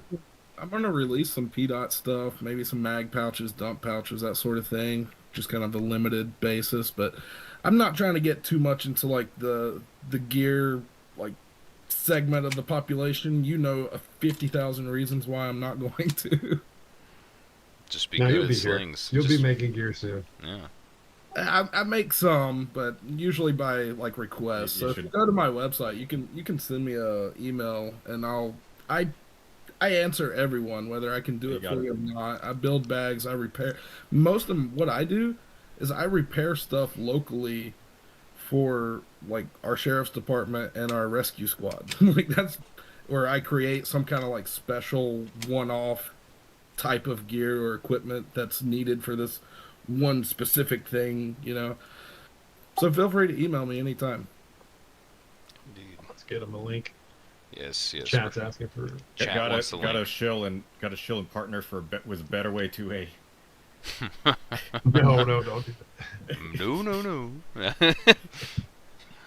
Right That on. counters all the advice we've given. Yeah, right. Take this entire stream and throw it the fuck away. Right on. Well, thank you for calling in again. Protect trans kids with IAR. 2026 shirt. Yeah, type shit. That's a good way to get it shit canned. People are like, ew, that's gay. Never mind. I'm getting rid of my IAR. It's like, yes, finally, finally, fighting the good fight. Anyway, we're gonna wrap this stream up. All right, we're pushing into the 12 a.m. the witching hour. All right, and I understand most of us have long day shifts at the long day factory tomorrow, so let's go ahead and we'll wrap this thing up. Guys, thank you a ton for hanging out. The guys in the panel here, everybody who hung out in the chat, all of y'all doing fucking N-word towers right now, thank you for fucking hanging out so long. Everybody who donated, channel members alike, fucking, if you like what you saw, think about subscribing. We do this every Tuesday normally, but yesterday I was busy getting my VA claims denied, so I pushed it over to today. But check out the description for everybody's relevant links. I got links to these guys' channels on YouTube, as well as their storefronts for their websites and stuff like that. Chest Rigger, I got yours there. Omni, I got yours there. And thanks to Omni for sponsoring the channel, by the way. Big ups. Very based, very Zace. So please check out his website. Check out Chest Rigger's website. Hey, if you're on Omni's website and you're on a phone, click all products, and then you can see all his good stuff. Yeah. I wasn't able to look at it until like a few hours ago because I Good thought point. the thing was bricked. It's not bricked. You just got to click it.